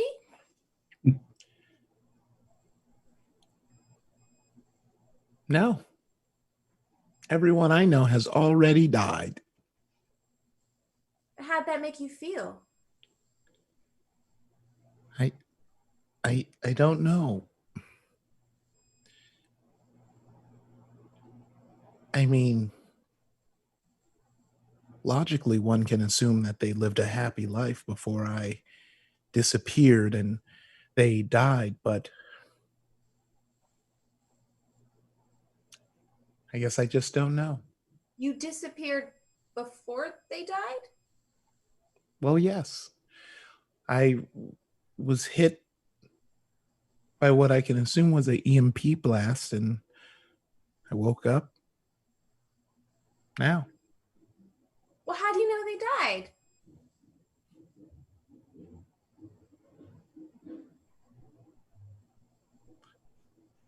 If I was to estimate a guess, how long ago was it when I was last conscious? I think it would have been one of the first things you try to nail down. You think it's been a century. Well, it's been 1 century. Ooh, yeah. And most humans don't last that long. No, most living things don't last that long. I'm so sorry that you lost everyone, that you were hit by a blast, but we could be your new friends. And do you know how long your lifespan is? Well, as of right now, I'm dying. You could just be glitching, and if we find someone that can fix you, then we can fix you. Okay. We will. We'll try our hardest, okay? Okay. Navad, up ahead, there is something growing on beside the road. There's growth over the entire area up ahead. Like over the road? Yep. Over and on it. Like a whole patch. Like, and vegetation. Yep. You can't quite see what it is because, again, you're seeing it at distance. As you get closer, I'll give you more of a description, but there's definitely something there. Okay. So I'm just driving by myself. Is anybody up in the front with me? I'd say D would want to be up there, right? Okay. Yeah. So she looks over at you with that smile. He's driving pretty well, but there's the occasional, ka-chunk. Right. Hey, there's like stuff over the road up here. Let's I'm gonna start slowing down a little bit. And I would give a little tap on the window or whatever and kind of point. Yeah, Eric's always right back there. Forward. Just to kind of be like, hey, I'm gonna start slowing down. Yeah, Erik, you can see it, and when you look through Karen, it's mushrooms. What do I know about mushrooms? A lot of things. You got to narrow it down. Do I know about special mushrooms? There are any number of special mushrooms. Biodiversity, it's dropping these bombs because a lot of them were radioactive, but the other ones were chemical weapons and biological weapons. It's like you dropped Australia. So given the rate of mutation, there are all kinds of different mushrooms.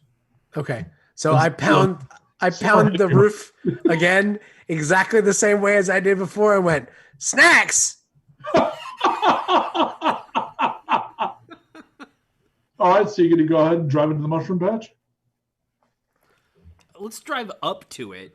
Okay. So it's gradual, right? So it's like a gradient. So at the front end, it's here and there, and then it will get denser and denser as you go further. So do you stay completely out of it, or do you wait till it becomes denser? Catching Ify up, you're driving into a patch of mushrooms. Okay. Or maybe not. It's up to Navad. He's at Navad at the Wheel, another good album. Yeah. So, like, what are we talking? Are we talking like little toadstooly looking mushrooms? Like, are we talking? Yeah, but you think they get bigger the further in you go.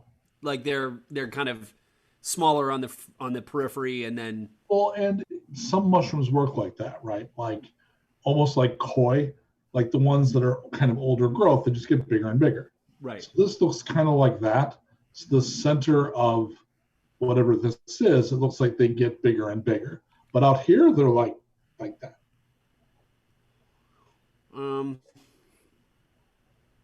Okay. I kind of want to just like stop and ask like confab with everybody of if you think I should, guys, look, there's mushrooms all over the road. I don't really have experience driving in mushrooms. So Should I keep going? Should we try to drive around it? I love the sentence, I don't have experience driving in mushrooms. Yeah. I don't do that. I have experience driving on mushrooms, my friend.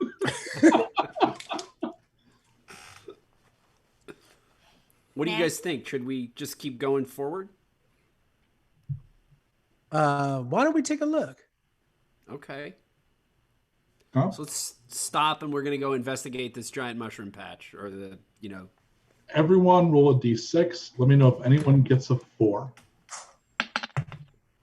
Nope, 3. I got a 1. One time I get a 6. Yeah. So you're walking around, and again, it's little patches here and there, and they're everywhere from like this big to maybe this big. And kind of like a putty color with a brown cap with some spots, like fairly typical mushroom looking. And you were joking before, but do we know? Does anybody know anything about these mushrooms? Make a landlore roll. So this will be Erik alone. Okay, I have 4 on my landlore. And this is things, by the way, looking forward. If you wanted to buy the expertise feat, Erik could literally buy expertise illicit drugs. Nice. Well, I have a 6, so clearly I have enough expertise. I have a 6 as well. Well, only Erik was looking at this point. Oh, yeah. Okay. So you look. This is not any of the varieties you know, and does not look to be at least visually related to the ones you know are safe or dangerous. So this is a new variety you're not aware of. Okay. Wynona, you can make a landlord check 1 die down, and let me know if you get 2 successes. I know that's very specific, but there's a thing going on. And she might do it. You never know. Oh, did not get 2. Okay, that's fine. I will assume that whenever something like that happens, Wynona is maybe like readjusting or like, she seems to be really on it and then sometimes not. Yeah. Okay, so what do you do? I mean, can we go forward, or does it get too thick at some point for us to be able to actually drive through them? You can absolutely drive through. I mean, it'll be a little like, a little squishy because there's mushrooms. Yeah, I want to run up to him and squish one with my foot and see what happens. Okay. You hear.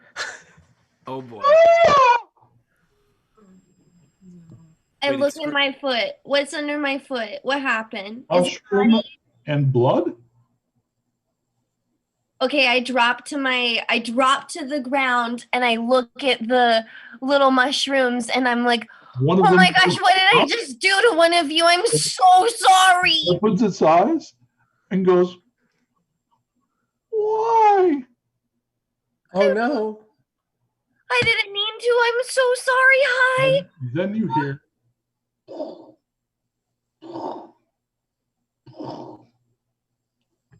I turn to Navad and everybody and I'm like, we gotta go. Wait. There is an enormous mushroom up ahead. Mm-hmm. Can I have the slide, please?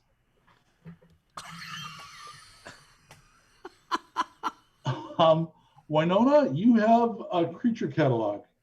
Those things are called megumes. Megumes are megalegumes. They are sentient carnivorous mushrooms. They are fiercely defensive of their territory, very hard to kill but slow moving, and they can be reasoned with. Oh, okay, good. All right, I just let everyone know. And whoever has the best persuasion or... So there's one coming at you at about 12 miles an hour that's about 16 feet tall, and it has another big one that's about 7 feet tall walking along next to it. And the bottoms move kind of like snails because they don't have legs. So it kind of undulates forward and the crown bobs as it moves. I hate it. Wait, okay, so Wynona, they can be reasoned with? I think we should reason with them. I'm out. Okay, Erik, you're out. D, some of the mushrooms around your ankles are bludgeoning your ankle because they're angry. Is this like Spirited Away, like the little soot sprites? Like it's doing no damage, it pickles? No damage at all. Because again, it's like take a wet celery stalk and fill it with blood and then just kind of pump it on your boot. Okay, they're not going to hurt you. I'm trying. Do it now. Yeah. You have celery in the kitchen. You have some extra blood. Oh, wait, Erik, do you think you're saying attack now? No. I was kidding. I was saying take a celery stalk. No, definitely not. Do it now. No. Okay, so I'm slowly trying to back away into the vehicle, but at the same time, I'm kissing my hand and trying to. I'm sorry on all the little like mushroom heads that are hitting me. One of them does this thing. You hear it go. I'm sorry. Can I look at the mushroom that Dee stepped on to see if I can repair him or her? Or it's dead. You don't have xenology yet, right? No, you're right. I don't think so. Okay, so that's certainly, we should build into your role playing that you've like started to collect books and talk to people to learn that, because that's the ability that will allow you to use veterinary on monsters and mutants. So you kind of look, and this could be like a reason you do it, right? Like you pick it up and go, this is like wet celery with blood and eyes, and I don't even know how this would work. Yeah, so I noticed holding it, looking confused. So there is a really big Meguin waddle stomping its way over. What does anyone do? I definitely think we should try to reason with it, friends. I can't hear you, Lord Navad. I think you put a magic spell on your voice. It's true. Sorry, maybe we should try to figure out if we can negotiate some kind of safe passage through the road here. We have Erik's snacks. Hey. Yeah. Hey. You're going to offer up your snacks? It seems like somebody just offered up my snacks. It's something. We've got. Fine. So it bellows exactly like an enormous carnivorous mushroom might. Kind of like this. But real loud. I definitely try to talk to it for sure. Okay, go ahead.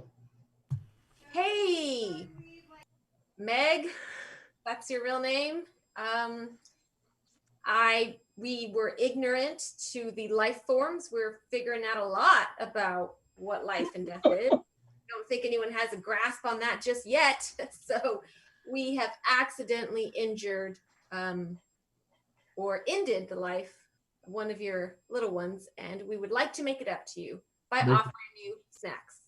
Make a persuade check. 2 successes would be great here. Righty.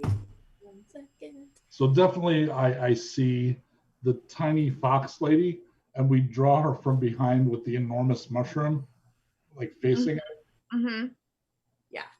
Okay, so let me just get my... Oh, just 2 partial successes, but that's it. Okay. So one weird thing that's happening. Everybody except Erik and Alan will start to be able to understand and speak to them. You don't know this, as the reason is because there are spores these creatures emit. Erik is immune to them, and Alan is an android. So everybody else can communicate because there's a biological mechanism to do it. What did you roll? I got a partial success. Partial. 2 partials. You smash stompling. I run over to Wynona and I start crying, and I'm just like, oh, I'm really sorry. Make a persuade check, D.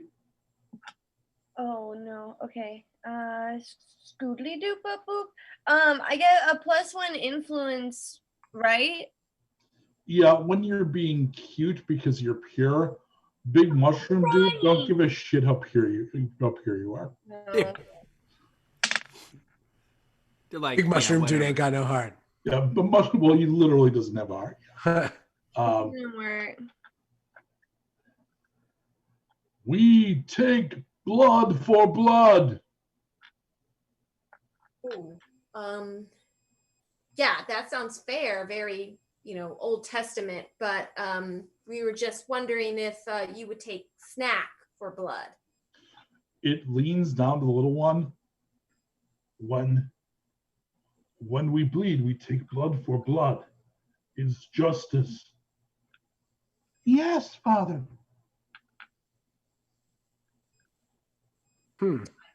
Yeah, I agree. Snack? Are you snack? No, but no. Is there anything else besides blood? Sugar, batteries, manual labor? Blood. You make squish. We make squish and drink. Wynona, look. I mean, if you actually look at how much blood I spilled of this thing, it's only like a little bit. I could always break my finger. I feel really bad. I just don't. Oh goodness. Okay. Well, I mean, Well, you certainly have a scalpel and bandages if she offers that. We could pool our blood, and I can make it quick and relatively painless. Well, it's going to be not painless. So looking at the blood because you're holding the thing, it's not a lot. Just take it. Just okay. Let me. And then can I just do this, or do I need to roll for that? No, you can do it. Yeah, we only roll when the outcome's uncertain. If you can't make a decision to put on a Band-Aid, you're fired. I'm not going to do that anymore. That felt icky. So you're going to go ahead and spill the blood. Navad, because you're not directly involved, it looks, and God knows how you're reading this on the giant mushroom, it seems surprised that the reaction is to literally do it. Like, it seems to have been like, vengeance, squishy squish drink. And she literally is like, I feel bad, here's your blood. You see the thing sort of being, the giant mushroom is taken aback by her compassion. Right. Okay. So the little one moves forward and comes up and stands on the dripped blood and seems to drink it. And it's big. It's like 7 feet tall. And it, sucks it up, makes like a little yummy noise, and then Waddle stomps back over to Dad. And then I say, I shall call that one Seymour, even though that's not the name of the plant.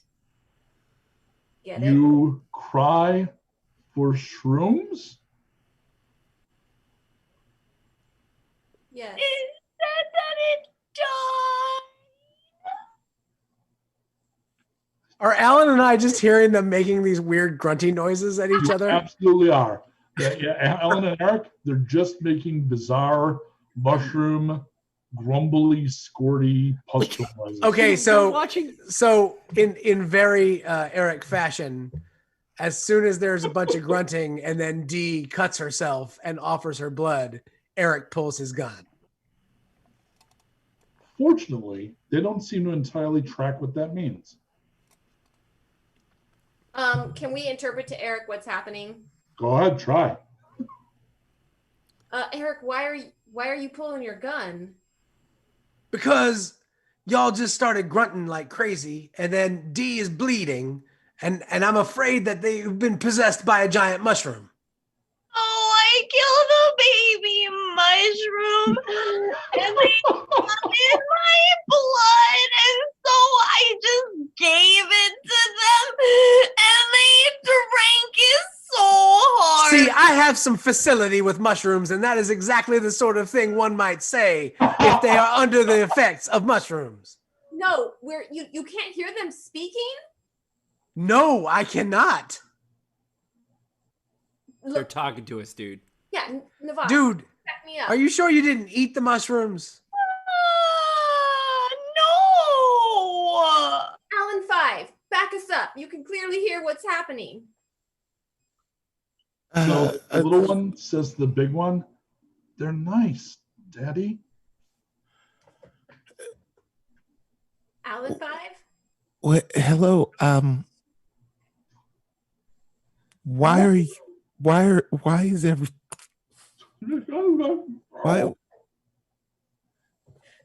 I think everyone should calm down and take a second to think about how good it is for us to be alive right now. Look at each other and see how far we have come.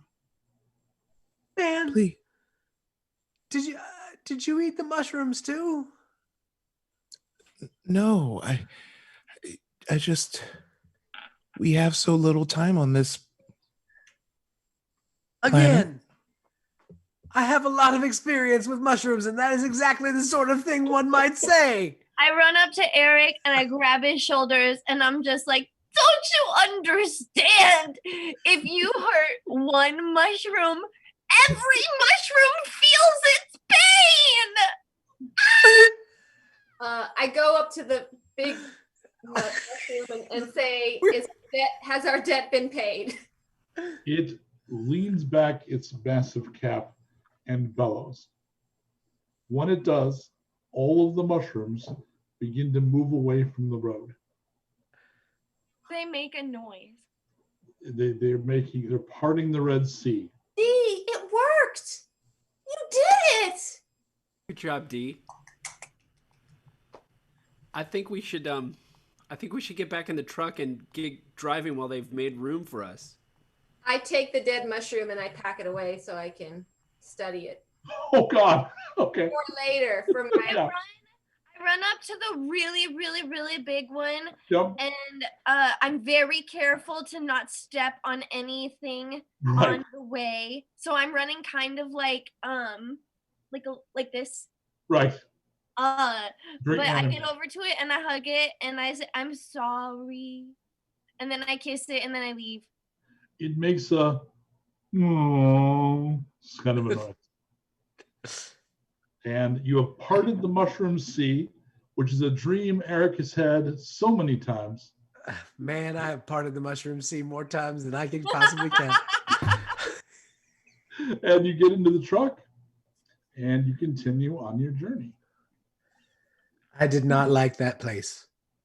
Given how well that was done, I'm going to flip you back to good karma. Wow. And Wynona coming in clutch. Day 4. Midday, you spot the wayward camp. 7 vehicles are surrounding a tent camp. There are gunners at least 3 of the trucks. Fire pit at the center of the camp. It looks like, and this is something that D could back up for you, the camp wayward is around 48 to 60 folks. It's relatively typical of a nomadic camp, if a little large. What do you do?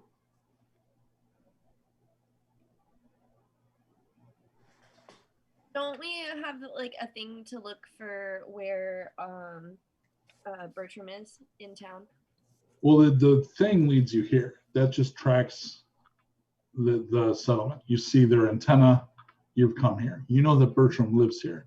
He actually, within the caravan, he lives in a caravan. So You know exactly where he'd be.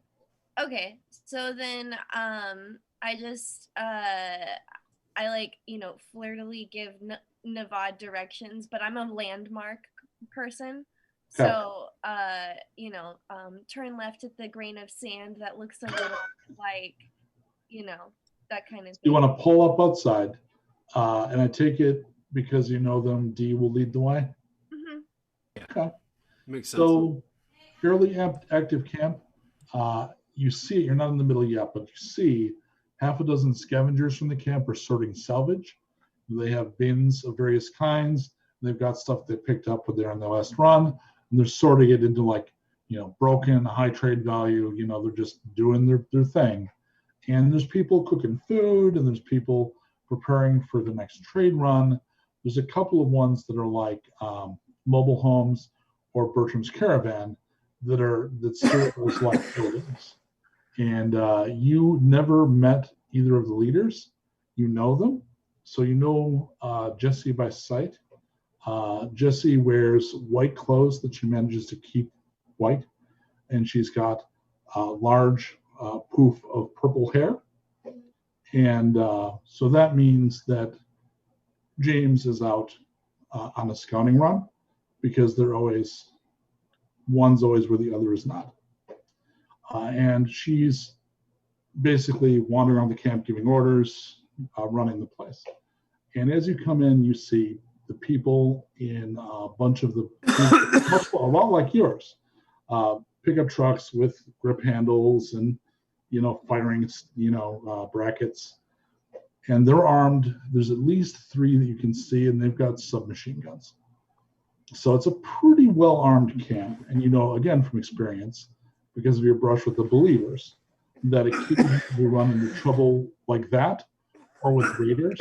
So if you've got anything of value, if you're not able to defend yourself because you're not dug in, you fall pretty quickly. So do you want to bring them in, talk to anybody, talk to the leader, or just go directly to Bertram's? How do you proceed? Well, knowing the precious pants she is, I think I'd be in there like waving out the freaking window like hi. So the people in the camp that know you, literally like one of the big tough guys with the submachine guns. Oh, hi, Dee. I saved a scone for you. Thank you, Baron. Later, go parking lot the 4 behind the blue car there. Oh, Darzel, you're the best.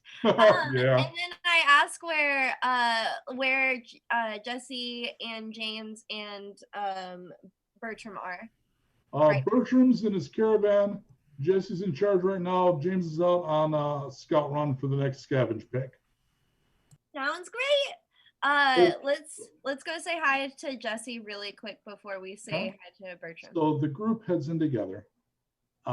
There's a little bit. So let me know based on how you think Alan would react if this would register with him.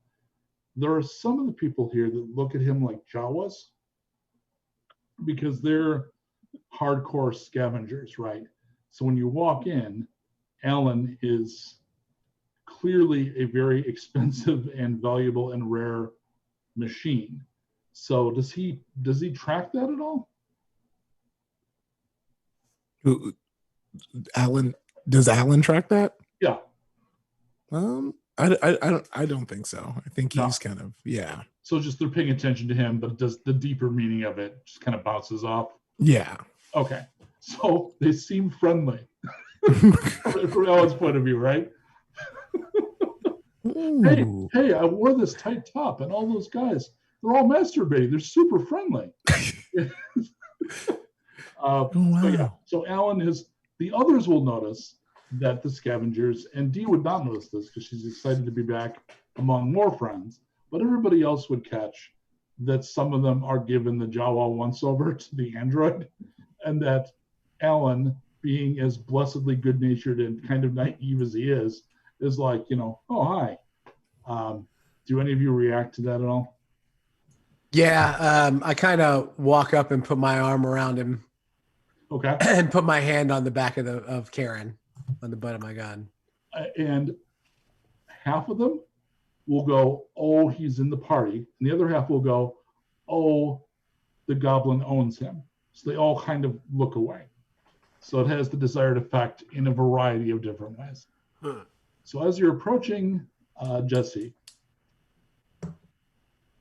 Erik, you notice a goblin, a little darker skinned than you, looks a lot like you, more scars, has like facial hair, so is almost like the Star Trek Mirror Universe version of you.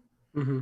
And whereas you're wearing all bright standout colors, he's got the production designer was instructed design a costume that looks like Erik's, but is a darker version of it.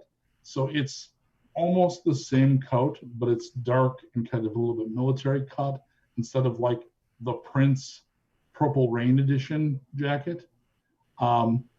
He's smoking a cigar with his legs up. He's got, you can see on one side, he's probably got a pistol on each side because that's what he prefers, because he's a pistol guy, you're a rifle guy. That looks like Donnelly. So does he see me? No. Good. So I pull Karen out and I shoot him. Okay. Everyone initiative. Who is this dude? Tell you in a minute. Oh my God. Holy cow. Erik, what's your initiative? 40. Holy shit. D. Sorry, come back to me. Wait, so we're like strolling through this camp, and then all of a sudden Erik. I'll give you the narrative overview when I get the initiative. Sure. Nevada. Oh, I gotta roll. I didn't even know we were fighting. It just was like it happened so fast. Oh, real fast, yeah. 30. Thank you. 10, 12. I'm 13. Again. Yeah. Wynona? 18. Alan?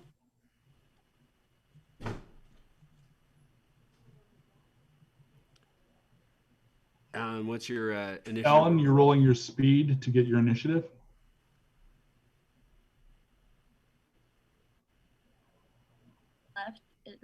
I'm such a doofus. Don't mind me. Don't mind me. Don't ever think about. Don't ever. I know boof doofuses, and my friend, you are no boof doofus. Oh no, I'm up there. Whoever you. Neither are you a boof nor a doofus. I do have to say we're all in the same boat of like we're rolling dice and we didn't even know. We're like, wait, what's happening? 29. Sorry. 29. Cool. All right, Erik. So yeah. I am doing something where, remember, I talked to you at one point about how there's a way to jump initiative. Yeah. You can do that to try to evade. So I'm going to try to evade if I realize you're attacking me. And the way you do that, and this applies to you guys too, is the awareness skill. Because the awareness is the spidey sense I'm being attacked or sniped or backstabbed. So I got to make my awareness test. Now, you're not sneaking because your reaction isn't any kind of stealth. It's fuck this, pull your gun, shoot him. Right. So he's going to try. So he does notice. He doesn't notice you because the finely owned combat sense of a guy that's been in country too long. So he's just going to immediately go into evade. But he needs to roll well because evading guns is harder than avoiding bows and thrown things. The easiest. Oh, he rolled 3 6s. Okay. So unfortunately, and notice I'm not having the enemies evade a lot because this sucks. You shoot. What you roll, unfortunately, does not matter because you're going to end up hitting and he's going to evade past it. So narratively, everyone sees Erik pull his gun. You look over, and even if you didn't notice him before, special attention will be drawn to the person he shot at, which is a goblin who looks kind of like Erik. Maybe a little older, bearded, worse for wear, like has scars, reeks of rough customer. He's like a bizarro Erik. Yeah, he shoots. The guy kicks his chair over, so he doesn't do like a cool flippy D thing. He just takes the folding chair and does this with it. So you end up shooting the fire. Like you don't hurt anybody, but it ends up being a wasted shot. This is, however, going to cost him, when you evade, it costs you your action for the round. So he can't do anything else. The next one up is D. Yeah. D, what do you do? And various people in the camp are going to have various reactions, but nobody, almost by definition, no one reacts quite as fast as Erik does. Number 1, aggressive stance. Number 2, acrobatics to run, get over there all fancily. Okay. Well, over there, what do you mean? What do you want to do? I wanna cover the ground between me and that person as fast as possible, a la parkour. And then, do you want to engage with them, or do you want to be between them, or do you want to? Oh no, I want to like clearly Erik is not about it, so I'm just like straight battle mode, like kicking ass. Okay, so go ahead. You're allowed to do what's called a maneuver to close distance. You're still at near, so you don't have to use your full action unless you're changing range category, which you're not. So you can do the parkour. I'm not even gonna make you roll because she literally has a feat called hardcore parkour. So she can do cool flip over shit without being slowed down.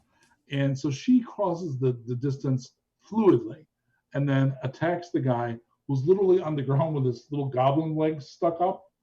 Go ahead and roll the hit. Okay. Am I doing like brawl melee? Brawl melee. Hit. Okay. Damage. 6, 4, and 1. And then I roll again, right? 6, 4. Yes, that's 1, 2. That's 5. And then a 1. Okay, so you do 5 hits. And Alan, how do you react to this? I'm kind of just watching everyone go into battle mode again. And I'm trying to just, okay, well, have we considered talking yet? We have moved to action, but there has been no discussion. And I start to shamble up to Erik to try and see what's going on, get to the bottom of this. Donnelly, still lying on the ground, does not get up. He pulls his hands away from his weapons and puts them to his up. He's laying on the ground, so he does this. And shortly after that, the leader, Jessie, shoots her pistol in the air and says, "Everybody calm the fuck down." Yes, ma'am. Does anyone keep fighting? Mm-mm.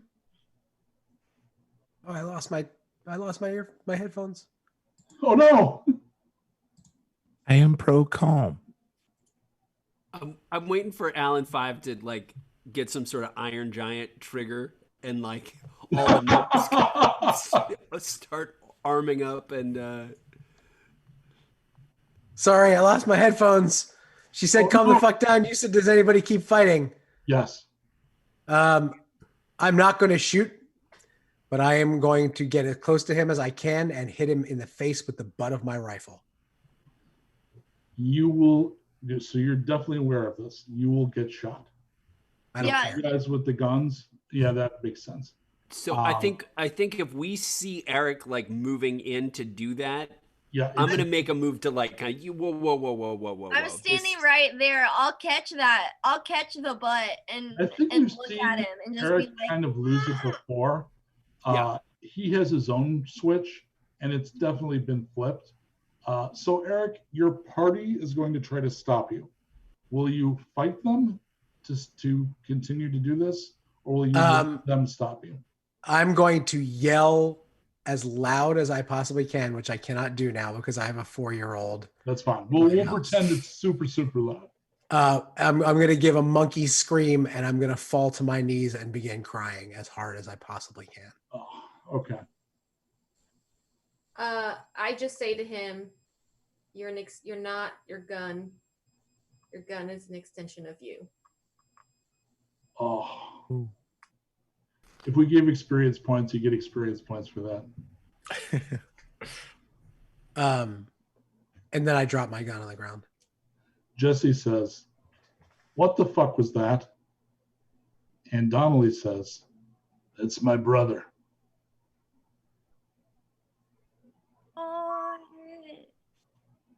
He gets up and dusts off his coat and puts the folding chair back up. He's got reason to be pissed. I like lean over to D and say, "Is this how goblins greet each other?" Everybody has a sibling that looks really similar to them here. And to be fair, and I totally get this where D's coming from. Like, you're looking. This is just clearly, like everybody's a sibling and they're cloned. Yeah, to Dee's mind, yeah, clearly. But just so that we all know, as reading the story, like, he's clearly an older brother, and has shorter arms, and that was like no end of teasing when you were younger. Hey, monkey arms, that kind of shit. Hey, three eyes. Yeah. So Jesse says, look, we know D, we don't know you. We knew B. We trust them both. She turns to Donnelly. We've got rules against firing in the damn camp. Donnelly says, like I said, he's got reasons.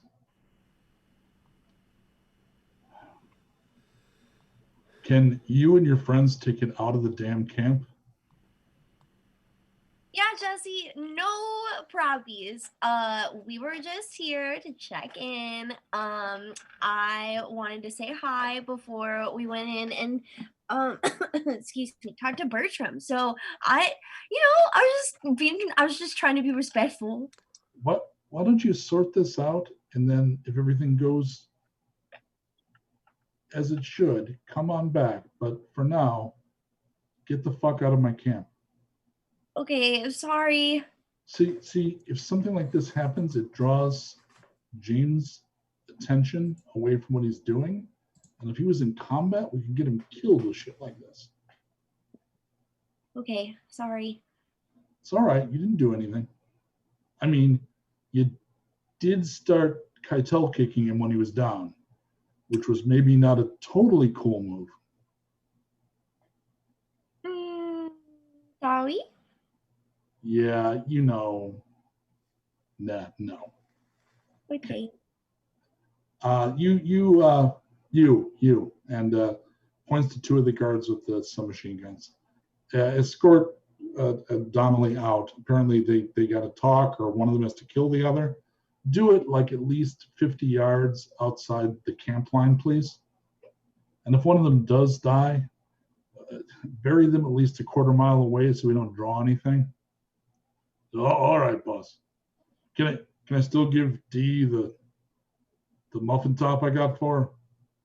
Yes, you can give her the muffin top. It's fine. So the two groups leave camp, and so it's Donnelly and the two guys that shoot some machine guns, and they seem to be there as much for him as for Erik, because I don't know exactly, and I'll ask Mike in a minute to describe Erik's demeanor, but Donnelly is tense, right? So like his hands are doing that almost Western, like, you can tell he's ready to draw. And those of you who've traveled with Goldwater, he has practiced. He's actually got a quick draw feat, and you've seen him practice, and he looks the way Donnelly is standing. So you have a funny feeling the fact that Erik got the drop on him was exceptional, because Donnelly looks for his specialty to be gunplay. So you're now outside camp. Erik, what do you look like visually? Like, what's your demeanor? I look a way that probably none of them have ever seen me look before, which is completely bereft of confidence. And for the moment, short. Real short and small. Probably more monkey than I have ever looked in their presence. So occasionally like a knuckle walk. Yeah. Embarrassed and sad beyond measure. And not the usual, doesn't care if anything happens to him, which he's sort of confident that things are not going to happen to him, but actually not caring if anything happens to him. And he left Karen on the ground when he got up to leave. You've definitely never seen that before. Yeah. and is walking without purpose or direction ahead of everybody else with no desire to make any contact with anybody at all.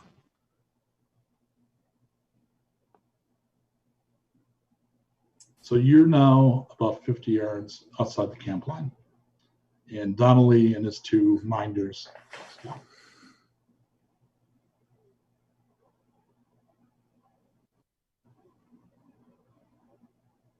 So are you looking for me?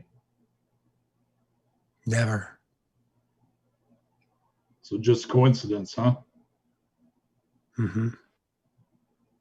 You're a better shot than last time. Not good enough. Yeah, never good enough. Shut your mouth.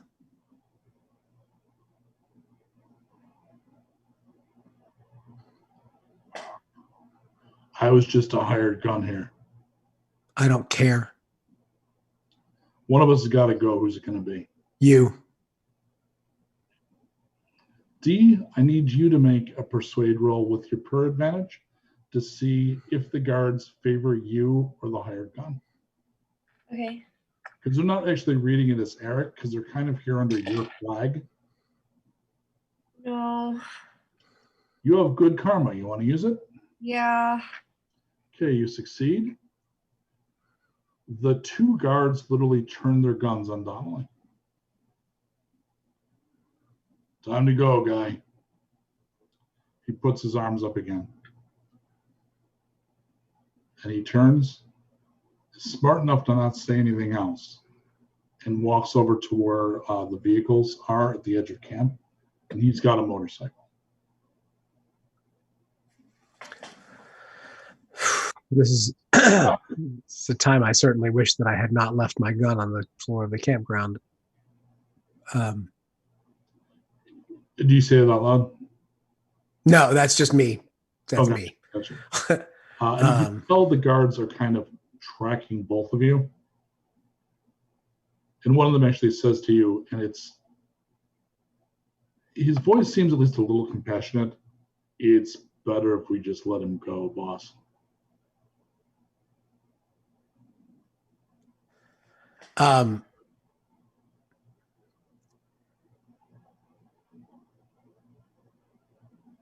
Erik doesn't know what to do. Like literally just does not know what to do. This is another thing that the especially less true of D, but Nevada and Wynona, who've been with him for years now. The fact, like the way initiative, even bringing this down to games, the way the initiative system is set up is that speed thing is based on like your combat ability. He's like the guy that acts like always like that. So the fact that he's kind of just standing there is again something you've never seen from him. Yeah, we definitely run up to him. Yeah. And just sort of, hey, Erik,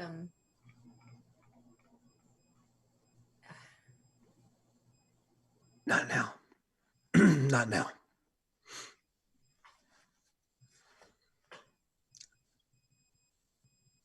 You want to walk it off and we continue on, or need some alone time? Yeah. We're going to pull the camera back, show the group heading back to the camp, show Erik kind of half-assedly shuffling back. We'll pivot the shot to look down, and we'll see him picking the gun back up. So I assume when you're close to Karen, you do notice that nobody came anywhere near that damn gun. Mm-hmm. Again, you're smart enough to be like, you know what? It's probably worth money, but it's not worth my life. So let's just let it sit right there. So no one's fucked with it. We're going to have everyone except Erik go up to the caravan. And then Erik will be by himself for the time being. We'll get back to him in a minute. The four of you knock on the door of the caravan. Door opens, and you see a dude. Remember the cartoon with the little owl that wanted to sing about the sun and the moon? I want to sing about the sun and the moon. And the June and the spring. I want to sing. Look, if that guy grew up and became like a professor, that's what Bertram looks like. So, oh, D, so good to see you. And he's an owl, so his glasses were made out of other kinds of lenses. They're like that big. Oh, Bertie, it's good to see you. You didn't send ahead. I don't have anything ready. I know we were working. You were happy with the eye screens, yes? Everything's perfect. No. This is something different. This is something new. I need you to meet a friend of mine and help them out. They're in a bit of a pickle. This is Alan Clive. I made that. Wah. Oh, I'm sorry about the wah. I hope that wasn't rude. It's okay. It's okay. This is Dr. Wynona and Lord Navad and my friend Alan. Hello. Hello. Remarkable. I was making tea. Do you care for tea? Why, yes. I'd love some tea. Really? Yes. Remarkable. And he closes the door. Was everything... Is anyone dead? Not yet. Not this round. That sounded like real nasty business out there. Yeah. All right. So I shouldn't worry. Not yet. Worry a little. All right. I got you. So how can I help you, Adam? What can I do? Well, and he opens his chest. And while you're doing that, you see that the caravan is clearly his workshop. So it reminds you a little bit of the professor that kind of raised you. His demeanor is very similar, except that he's an owl. And he's got the workbench with the soldering iron and the thing with the beep sounds. And he's got all the gadgets and tools that you kind of expected. So you're clearly in the right place. He goes pie-eyed. He's actually got a beak, but he makes a little bit of a whistling noise. That's magnificent. Oh, does that hurt? No. Interesting. So D, why is Alan here?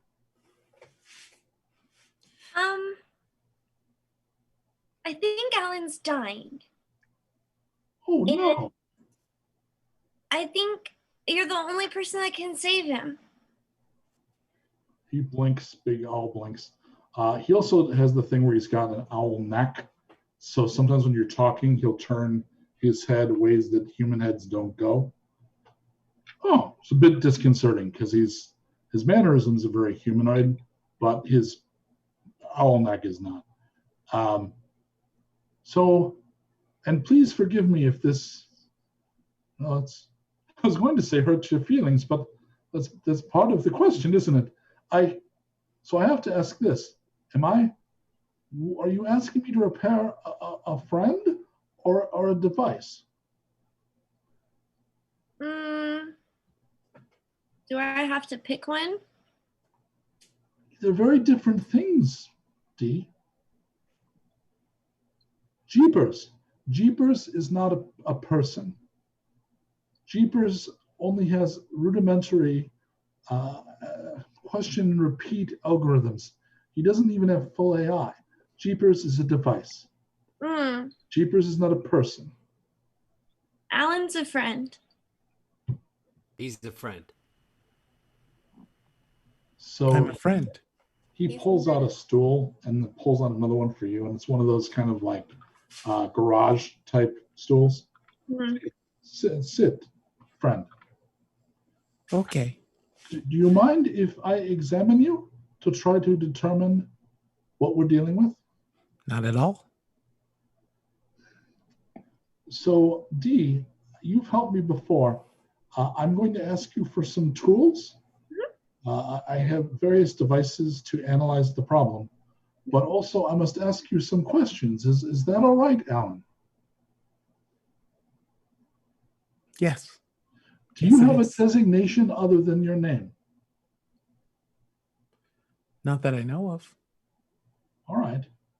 All right. Hand me those leads there. And he points. So Alan, you're on a beach, and you see a turtle, and the turtle's on its back, and it's very hot, and the sun is beating down, and you don't turn it over and end its pain. Why do you think you leave the turtle in the sun suffering like that? Well, you simply don't leave the turtle in the sun. You flip him over. But you're not. Why would you not? Well, I must have malfunctioned in a way where I can no longer move my arms. Interesting. Pass me the calipers there. Could you open your chest cavity back up for me? Of course. So there's a butter dish over there with a silver paste.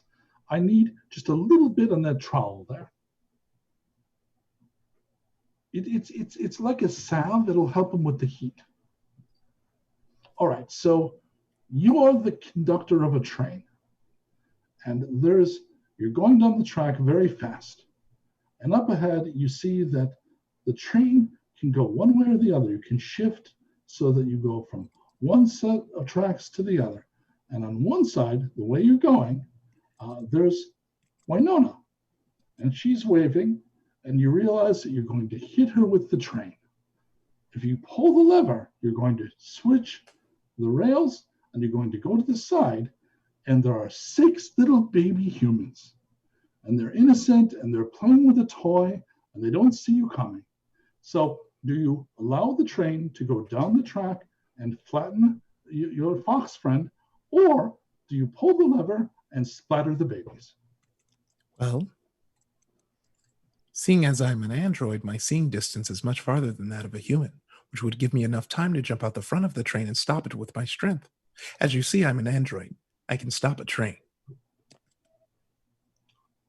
So you would discover that the windows are of plasteel, and despite the speed of your reflexes, you are trapped within the engineer booth and must make the decision to pull the lever or not.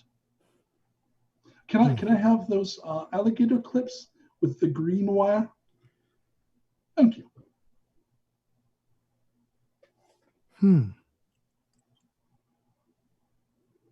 Well, that's a difficult decision to make. And you have only seconds to make it.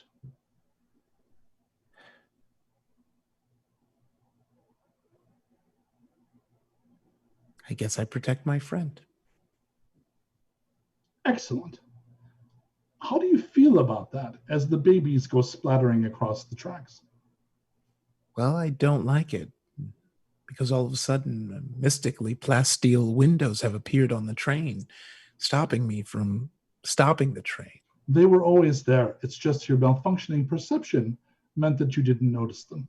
Well, I'd probably find who made the train. I'd break my code.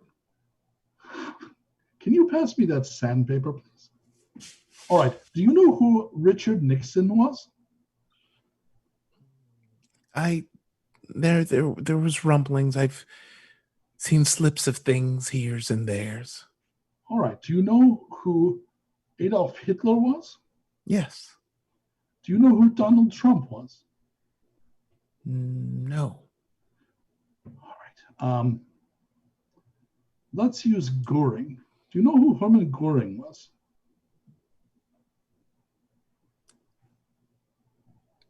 How about Adam Sandler? These names, they're not really. We can't play Marry, Fuck, Kill then. All right, hand me those probes. That big long one. The one that looks a little scary. All right, thank you, Dee. So I'm going to insert this into an orifice where it shouldn't go. I want you to tell me how it feels. Okay. So he does the equivalent of putting a branding iron into your sphincter, and your system goes, you get an intense pain reaction. On top of it, feeling a violation because he's clearly done something to hurt you. What do you do? Going to ask you to stop. I'll be forced to defend myself. Well, just to ask me to stop. I mean, I've got a probe up your ass. And he pushes it a little farther. Then stop. Ah, there you go. He pulls it out. He pass me the towel, please. He wipes his hands, puts his hand on your shoulder. I'm sorry, my friend. As far as I'm concerned, you're as much a person as any of us. It would be my privilege to help you any way I can. You've passed the Turing test. Okay. Well, that's good to know. That's important. That means you're indistinguishable from any other sentient creature. All right. Means, at least as far as I'm concerned, he is a friend. He's alive. He's not a piece of gear. I think I know where we can get help. And that's where we're going to stop this episode. And next episode, we will go to him for help. And we'll probably start with Erik. Because Erik has shit to work on. We're going to go get that. Thanks, guys. Thanks, Ify. It was great to have you. Yeah. Let's go ahead. So next week, we're going to be back in the second half of this.